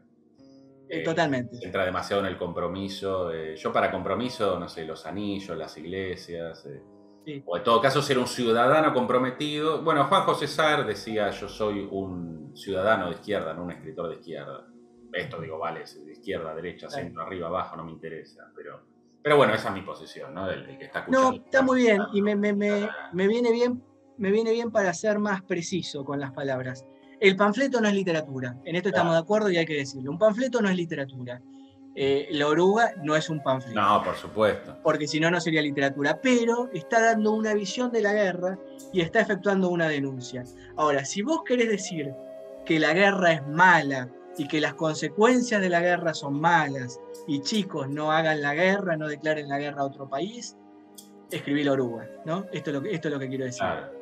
Ese sería el tema, que eso es lo que muchos intelectuales no van a poder comprender nunca. Claro, además en la oruga está ese lado terrible de toda esa cuestión del honor, de lo guerrero, bueno, pienso en Mishima, ¿no? Por lo poco también que sé, del nacionalismo, bueno, en la oruga, bueno, que se parece bastante a una película occidental que es Johnny tomó su fusil, que tiene bastantes paralelismos, no sé si la conocés, pero también hay una cosa de un cuerpo en pedazos, ¿no?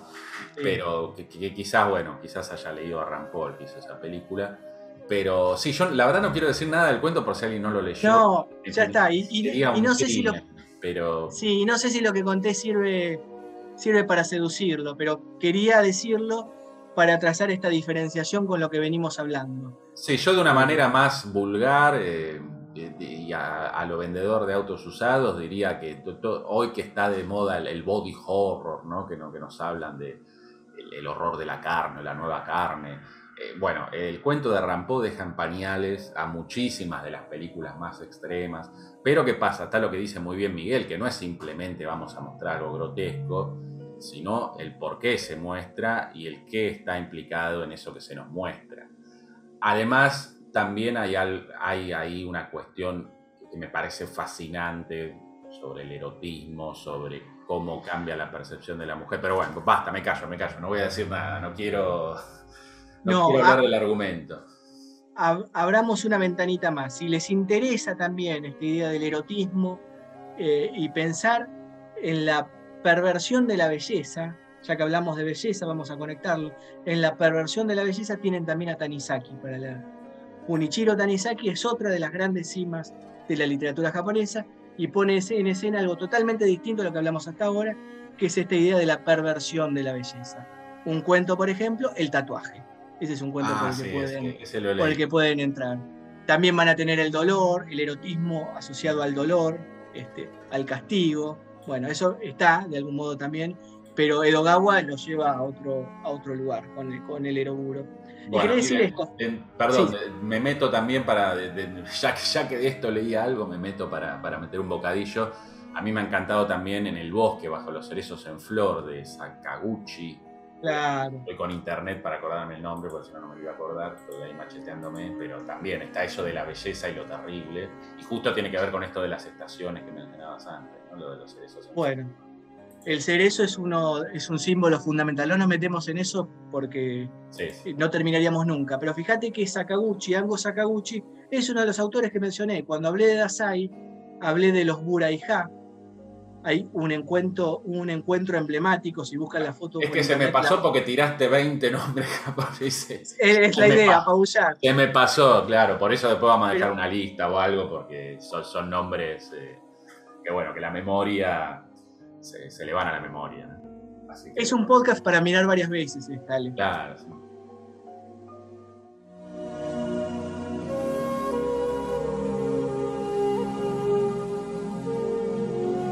Con el viento norte a su espalda, se sienta sobre la blanca hierba seca de las dunas de arena y estira las piernas.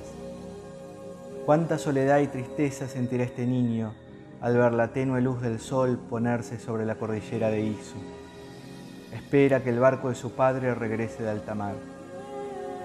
Cañas secas en las orillas del río Saigo susurran con la brisa marina. El hielo que se formó invisible en sus raíces con la marea alta de medianoche, aunque roto por el reflujo de la marea en la mañana, sigue sin derretirse durante el día y dibuja con el crepúsculo una línea blanca en la costa. ¿Podría un viajero detenerse en esta orilla a descansar los pies y seguir adelante sin mirar alrededor, sin pensar, sin sentir? Porque este es el bosque de nuestro señor Rokudai, que incluso hoy, después de 700 años, despierta compasión. Suenan las copas de los árboles. Por el río pantanoso que fluye lento, entre hojas caídas que flotan, sube un bote de remos. En algún otro momento, desde ese bote intrigante, se habría escuchado el canto reconfortante de un barquero como preludio de la noche helada. Pero no, este hombre, imposible distinguir si es un granjero o un pescador, no habla, no ríe, no canta, solo observa mientras rema en soledad. Se reflejan brumosas en el agua las sombras del puente y de un granjero que carga su azada al hombro. El bote silencioso perturba el reflejo y se pierde entre los juncos. A veces, como en un cuadro, puede verse a dos jóvenes del pueblo pasear tranquilos, montando caballos a pelo por los bancos de la desembocadura del río, con los últimos rayos del sol vacilando detrás. A esa hora no se puede ver a nadie en la playa. Un cuervo grazna fuerte, posado en la proa de un barco en la orilla, y con sus alas cansadas vuela hacia Kamakura. Es fines de diciembre de un año cualquiera, y a pesar de las presiones que trae el año nuevo, como niños despreocupados del viento, 7 u 8 chicos de 13 años el más grande, 9 más o menos el menor, se reúnen al pie de una duna.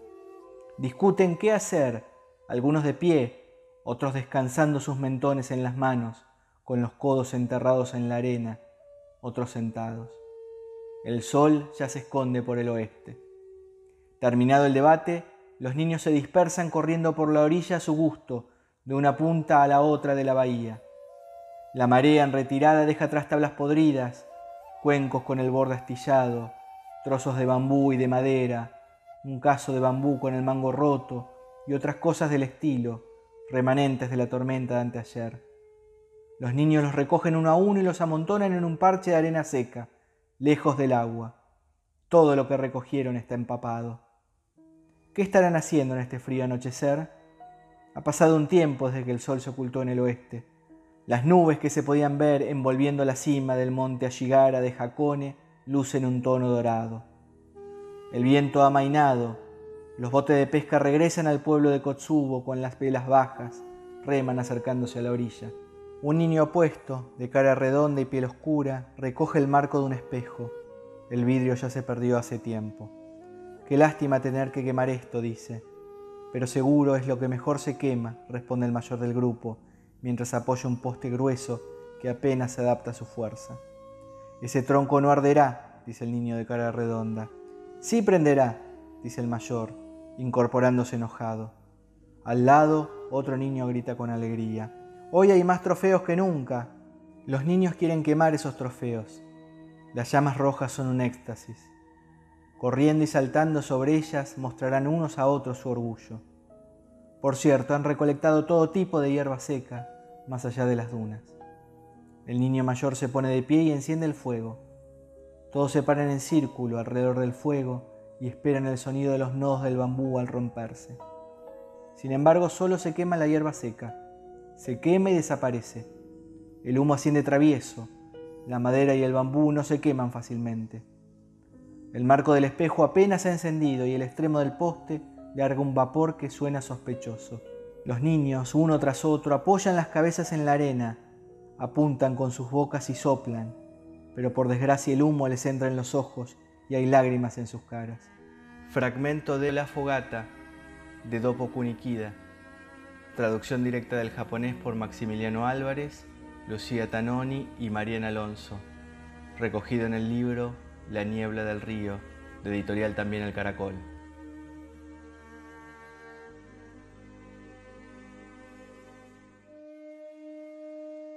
Pero decía, hay 3 autores, Dazai, Ango Sakaguchi y Sakunosuke Oda. Esos 3 son los 3 Burai-ha, los 3 decadentistas, que tienen eso mismo que estás contando. Lo vas a encontrar, por ejemplo, en Oda, en alguna medida, dependiendo del cuento, pero también lo vas a encontrar en Dazai.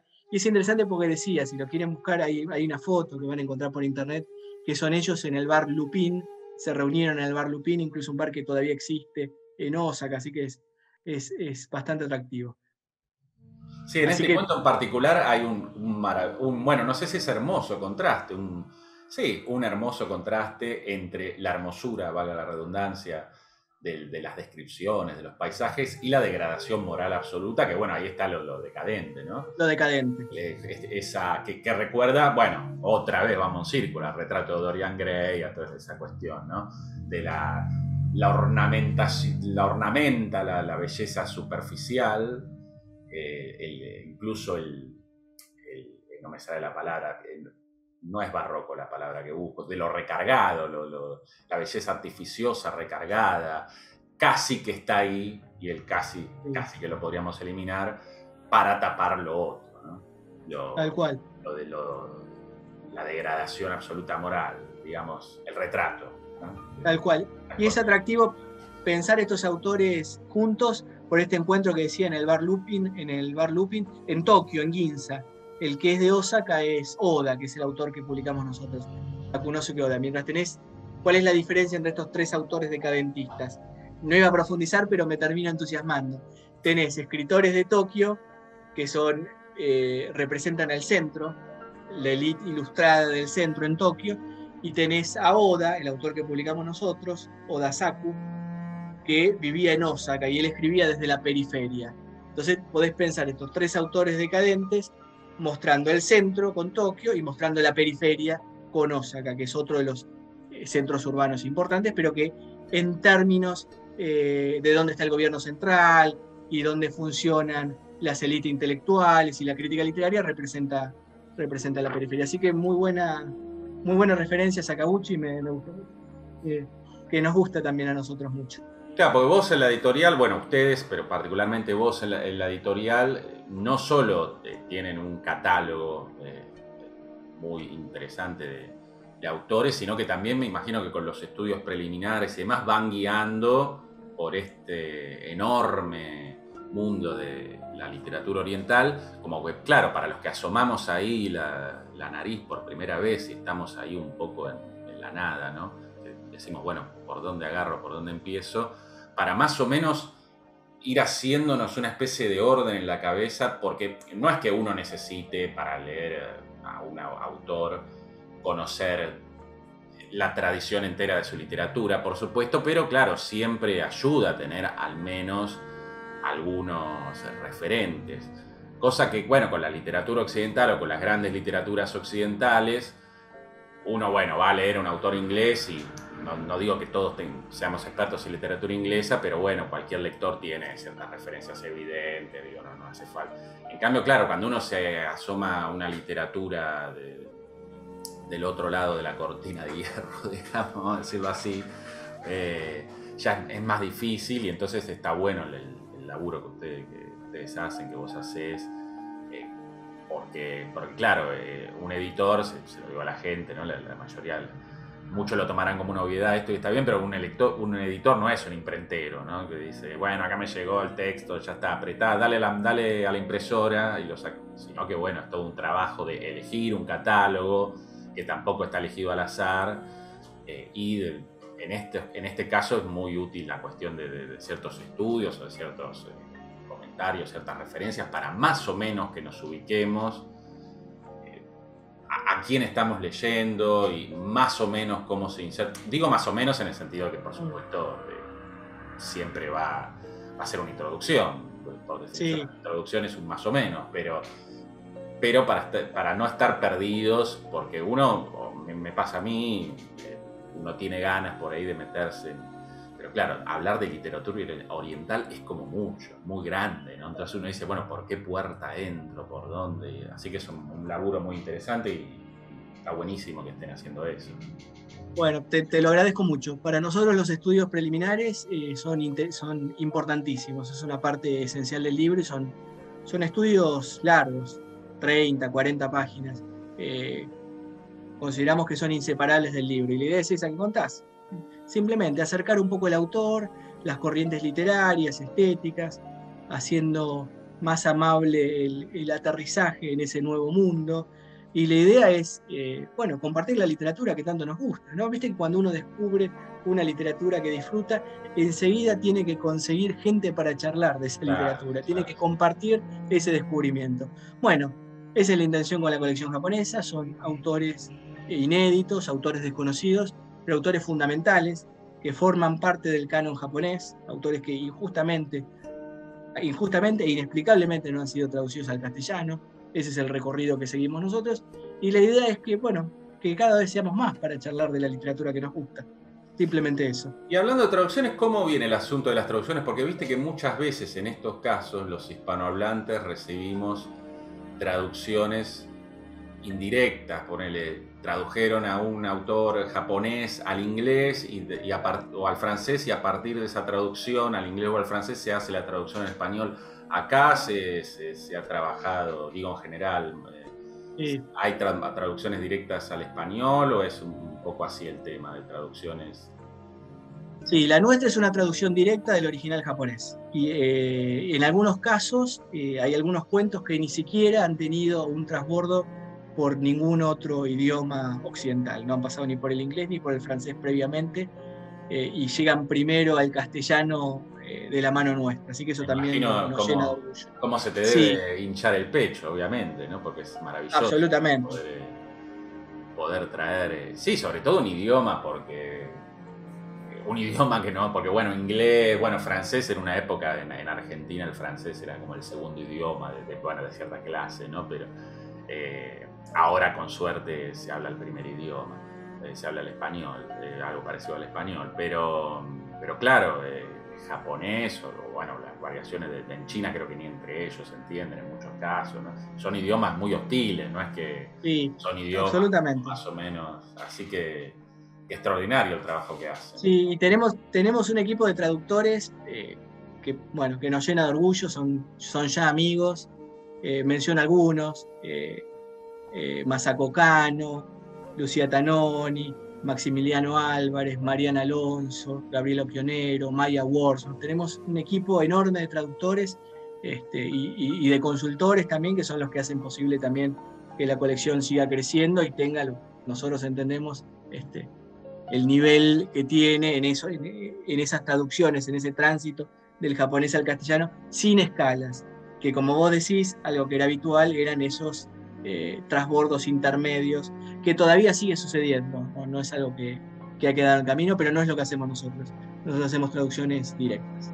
No, y está genial que los menciones porque son un poco los héroes del asunto que no reciben el crédito, ¿no? Son como esas personas que participaron de la película y fueron muy importantes, pero que después, una vez que la película terminó, nadie ve los títulos de crédito, pero es importantísima la labor de, sobre todo, insisto, de los traductores, de todos los traductores, por supuesto, sí. No estoy menospreciando a ninguno, pero de los que traducen de estas lenguas tan hostiles, entre comillas, digo hostiles en el estilo de complejo, por supuesto, las complejidades que entraña, me imagino, desde mi profunda ignorancia, pero me imagino que, porque además estás traduciendo de otro modo de ver el mundo, no solo estás traduciendo de otra lengua. No, claro, pero además la propia escritura, no es la escritura nuestra en palabras. Dejamos, si querés, para otra oportunidad charlar un poco del idioma, pero el japonés tiene otros códigos de escritura. No es la escritura alfabética nuestra donde uno está leyendo, sino que tenemos los kanjis, los ideogramas, que son conceptos. Fíjate que incluso cognitivamente es totalmente distinto. Bueno, esto queda para explorar en todo caso para otra oportunidad. Pero sé lo que pensaba, Ale, que está bueno esto que decís, de este carácter incluso silencioso de los traductores. Y me parece que eso está bien. El traductor tiene un papel en las sombras, un papel fundamental, es el actor principal, pero desde las sombras. Cuando uno nota demasiado la labor del traductor leyendo un libro, bueno, probablemente tenemos un problema. Si nos estamos acordando al leer a Yokomitsu Richi que este texto ha pasado por varias lenguas y ha recorrido un largo camino y la distancia con nosotros se transforma en un abismo, bueno, quizás sea culpa del traductor y nos vamos a acordar del traductor. En cambio, cuando no lo notemos tanto es porque han hecho un trabajo brillante y han logrado que el texto fluya y que el texto tenga belleza. Acordémonos también que en la literatura necesitamos esa belleza y esa fluidez para que se suspenda la incredulidad, como pedía Coleridge. Mirá, han aparecido, se repiten los mismos autores, ¿no? Suspender la incredulidad para creer en aquello que estamos viendo, aquel espectáculo al que estamos asistiendo. Así que me parece que esa labor de los traductores es esencial, incluso con esas reglas, ¿no? Sí, yo, perdón por la autorreferencia, pero en un par de videos que tengo sobre la verosimilitud, que ahora no son un par sino uno porque uno me lo volteó YouTube, pero bueno, eso es otra, no vamos a hablar de eso, pero termino un poco diciendo que en realidad también uno se termina creyendo algo cuando es hermoso, o cuando es absolutamente, está completamente hipnotizado, ya que casi empezamos con eso de la hipnosis que decías. Uno un poco que se termina creyendo, no voy a decir cualquier cosa, pero se lo termina creyendo porque se lo quiere creer, como en la seducción a veces, ¿no? Cuando uno se deja seducir porque quiere ser seducido. A veces en la vida real eso trae consecuencias terribles, por suerte en la literatura no, pero uno se cree la escena de Hitchcock, la escena de Psicosis de Alfred Hitchcock. Un detalle que yo nunca había notado y que noté en un documental, que claro, cuando Marion Crane, Janet Leigh, se va a la ducha, la famosa escena de la ducha, acá espero que esto no sea ningún spoiler porque ya directamente, bueno, vamos, no.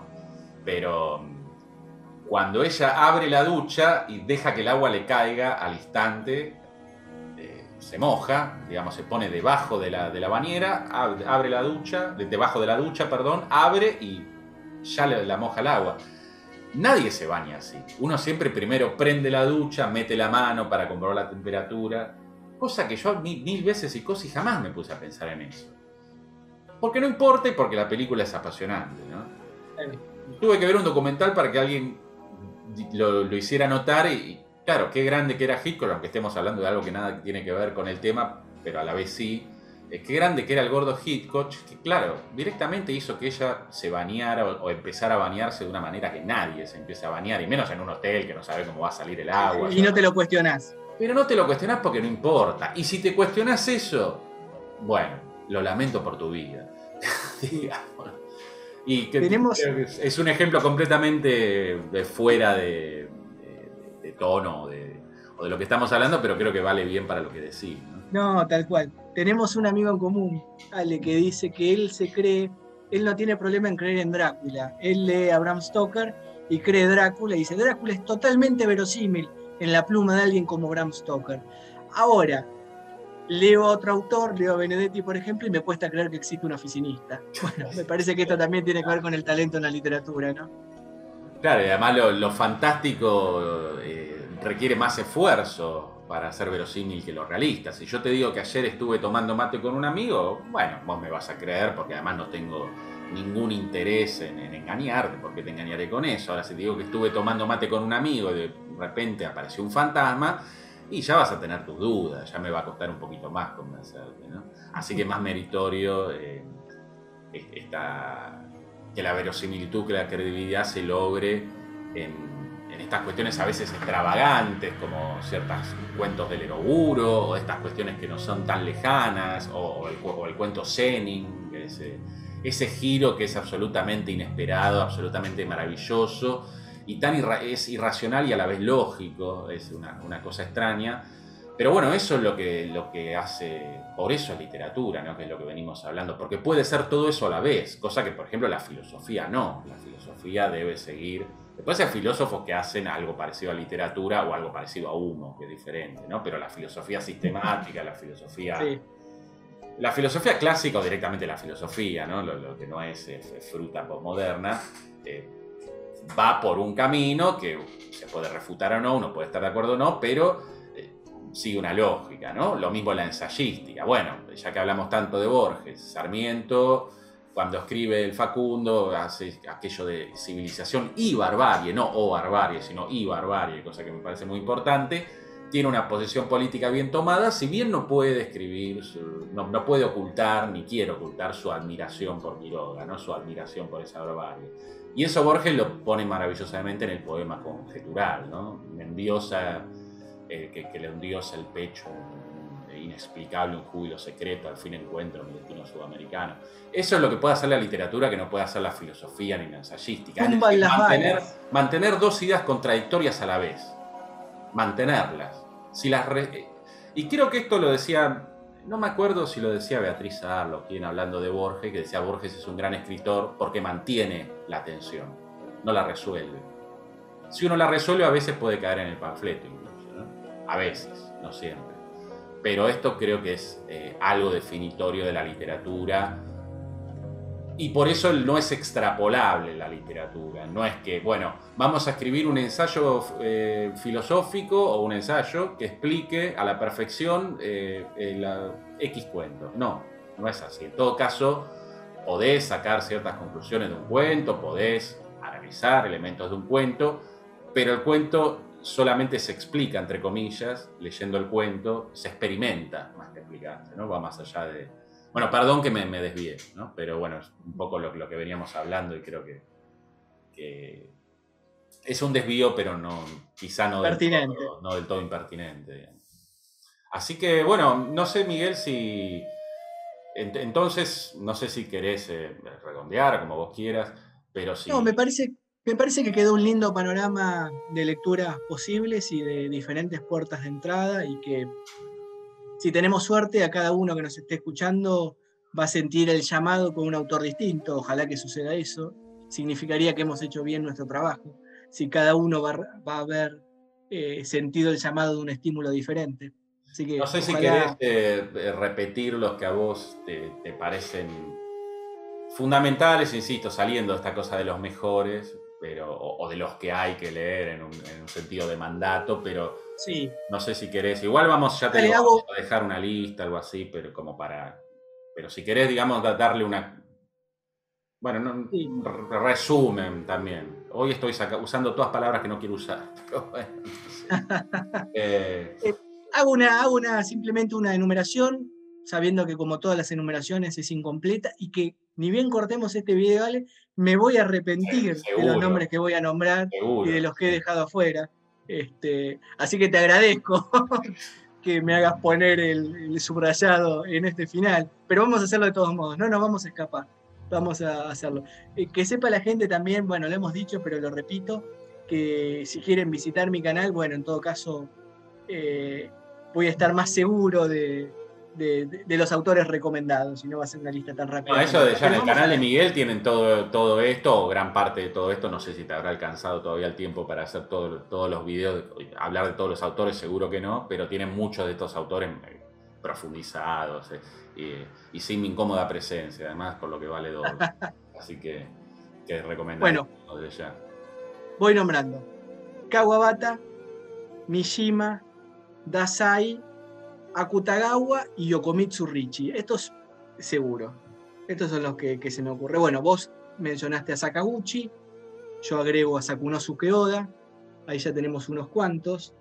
Me parece que está Tanizaki, mencionamos también, y a Edogawa Arampo. Lo que no dijimos de Edogawa, mirá, sobre el final, déjame decir esto así me quedo. Tranquilo. Me quedo a gusto. Hablamos del Eroguro. Lo importante de Edogawa es que se llamaba así por Edgar Allan Poe porque tiene también cuentos policiales. Esto lo quería decir porque viene a completar esa tiene un historia. detective incluso. Tiene un detective que es muy parecido a Dupin. Claro. Se llama Kogoro Akechi. Hay cuentos de Kogoro Akechi que incluso ponen en escena técnicas totalmente modernas y occidentales. Ese del tipo, ¿te acordás? Yo para los títulos soy malísimo, te habrás dado cuenta. El que va por los techos, es una cosa de una locura. No me acuerdo de eso. Creo que, no sé si no se llama así el hombre que cambió. No tengo el libro a mano. Sí. Bueno, hay uno en una compilación que se llama La mirada perversa de Edogawa Arampo. Ese no lo leí, ese no lo tengo, no. Pero bueno, es una antología, pero de un tipo que va de Satori, debe ser bellísimo. Sí, no, de un tipo que va por los techos y va, bueno, una locura también. Pero no, una locura muy diferente al grotesco en todo caso es un grotesco más psicológico, si querés. También. Totalmente, y tiene que ver con el policial, y tiene que ver con el policial de Enigma, con el policial de Edgar Allan Poe. Eso es lo interesante, Kogoro Akechi. El Lagarto Negro, por ejemplo, ahí tiene una novela que pueden buscar. Y tiene procedimientos terriblemente modernos, porque hay puestas en abismo, intertextualidades dentro del mismo texto. Y dice, ¿pero qué está escribiendo este autor japonés? Así que creo que con eso completamos el panorama de Edogawa y lo sumamos. Perdón, y tiene algo en común con Borges, aunque en común y al mismo tiempo opuesto, que son los espejos. Aunque a Edogawa lo fascinaban, si bien también veía el lado terrible, y a Giorgi lo aterraban. A Poe también. Claro, bueno, igual en toda fascinación hay algo de terror y a la inversa, me parece también, ¿no? Sí. Así que, pero bueno, ya que estamos, mencionamos ese gusto de totalmente. Los espejos, los espejos son abominables, como la cópula, porque duplican a las personas. Claro, multiplican el número de hombres, exactamente. Sí, en Rampo es incluso más los efectos ópticos. Esto también muy moderno, ya que lo hablamos. Moderno en el sentido de la técnica, de meter ahí la técnica e incluso vincularlo con lo fantástico, ¿no? Casi como, voy a decir algo que quizás es una barbaridad, pero casi como anticipándose a aquella película Ringu de la chica que salía del VHS, que está lo arcaico y lo moderno, para los que no sean muy jóvenes y nos están escuchando, decimos VHS y parece que somos gente que describe el Génesis, ¿no? Matusalén y sus amigos, que dicho sea de paso no era el más viejo del Génesis, Matusalén, no sé por qué quedó como símbolo de la vejez, pero bueno, pero el VHS era como decir hoy un Blu-ray, o bueno, porque el soporte físico está medio muerto, pero en Rampo, para mí que soy fanático del terror y todas esas cosas, me pareció encontrar un poco una especie de anticipo de eso, que bueno, también lo hace un poco Stoker en Drácula, aunque acá ya no sé si no me mezclo con la película de Coppola, yo qué sé, pero usar ciertos artefactos modernos, llevarlos a ese terreno de lo arcaico y pensar que más que alejarnos de lo arcaico en el sentido de lo terrible, de lo que la civilización y la modernidad quieren meter debajo de la alfombra, esos artefactos modernos en realidad nos terminan acercando a eso, precisamente por su capacidad, por ampliar nuestras capacidades de observación o de creación, bueno, Mary Shelley sería la referencia obvia, Frankenstein, ¿no? Terminan acercándonos a esos dioses que pensábamos que habíamos matado, a esas tradiciones que juzgamos terribles o que muchos juzgan terribles y de las que creíamos habernos alejado. Bueno, eso vuelve, ¿no? Incluso diría el amigo Freud, lo que uno oculta deliberadamente vuelve en forma monstruosa. Y en Edogawa me pareció ver algo de eso y lo vinculé con esta ola de terror asiático. ¿Te acordás que hubo a partir del 2000, más o menos, fines de los 90, 2000? Con Darkwater, sí. Claro, que había muchas veces se juntaba esto de la tecnología de punta, como se suele decir, de punta en ese momento, por supuesto. Bueno, un VHS que trae a lo arcaico, lo fantasmagórico, ¿no? Además de la mujer, del cabello suelto, porque tiene el cabello. Bueno, es un emblema ese. Hay todo un simbolismo que tampoco nos vamos a meter en eso, ¿no? Pero la estética, la estática quiero decir, de la pantalla de televisión, en esa escena fundamental, ¿no? Cuando está asomando, bueno. Y el fantasma nos asusta mismo, de solo imaginarla. Claro, y en el fantasma mismo hay cierta estática, ¿no? Sí. Porque, bueno, Claro. el cine tiene algo de fantástico también, ¿no? Pero bueno, ya nos estamos yendo un poco, pero bueno, me entusiasma. Pero ha sido un buen cierre. No, por supuesto, nada, además la idea de estas charlas es eso, no ponernos en conferenciantes, o en este caso vos en conferenciante, en el peor sentido en que uno piensa en un conferenciante, ¿no? Así que bueno, te agradezco muchísimo, Miguel, esta conversación, habernos desasnado, habernos dado ahí una brújula, porque quizás hablando de algo tan amplio como la literatura oriental, hablar de mapas siempre sería exagerado, pero una buena brújula para por lo menos ya ver por qué puerta podemos ir entrando. Y por supuesto después, como bien vos decís, cada lector sabe, es como ante la ley de Kafka, ¿no? Cada lector tiene su ley, su puerta, ¿no? Cada lector tiene su puerta y la irá encontrando, pero está bueno que alguien nos recomiende algunas puertas específicas y que han cautivado y seguirán cautivando. Y gracias al trabajo como editoriales como la tuya, colecciones como la que estás muy implicado, ahora pueden llegar de manera más fiable, no solo de manera más asidua, sino más fiable, o pueden llegar directamente, porque otros ni estaban disponibles, al lector en español. Así que, más allá de tu faceta como escritor, de tu excelente canal de YouTube, de tu tarea de divulgación en el sentido de hablarle a la gente también es importantísimo el laburo que haces y que hacen junto a los traductores y la gente del equipo en la editorial. Así que bueno, eso me parece excelente. Bueno, me queda solo agradecerte, Ale. Te agradezco la charla, la hemos pasado muy bien por acá. Bueno, yo te agradezco a vos y a los que nos están escuchando. Puede ser que nos estén escuchando por iVoox o por alguna otra plataforma. Si es así, tengo un canal de YouTube que se llama El Subtaller Literario. Pueden ir y suscribirse también al canal de Miguel. Tu canal es tu nombre, ¿no, Miguel? Mi nombre, sí, Miguel Sardeña. Exactamente. Que se escribe Sardegna, por las dudas, ¿no? ¿Está bien? Sí. Bueno, la isla es como la isla en italiano. Como la isla de Cerdeña en italiano se escribe Sardegna. No, pero viste, por ahí la gente le manda Sardeña con N, por eso aclaramos, porque por ahí lo escriben con Ñ y no te encuentran, por eso te preguntaba. Y bueno, por supuesto después vamos a dejar ahí, para los que estén en YouTube, que serán la mayoría, en la descripción dejamos links, el nombre de autores, para más o menos, para complementar la conversación. Igual, como decía Miguel, si lo quieren volver a escuchar el podcast, buenísimo, escúchenlo 10, 15, 20 veces, a ver si YouTube se le ocurre recomendar esto. Entre todos esos espectaculares videos de gatitos que hay, nos dan a nosotros los mediocres una oportunidad, ¿no? Pero bueno, aunque sea por error. Aunque sea por error, no se les ocurre recomendar algo tan abominable como hablar de literatura, ¿no? Pero bueno, muchísimas gracias, Miguel.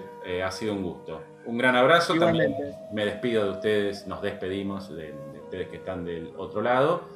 Y hasta el próximo podcast o el próximo video en el canal de Miguel o en el mío. Suscríbanse a los dos, mírenlos a los dos. Hasta la próxima, ha sido un gusto. Chau, chau.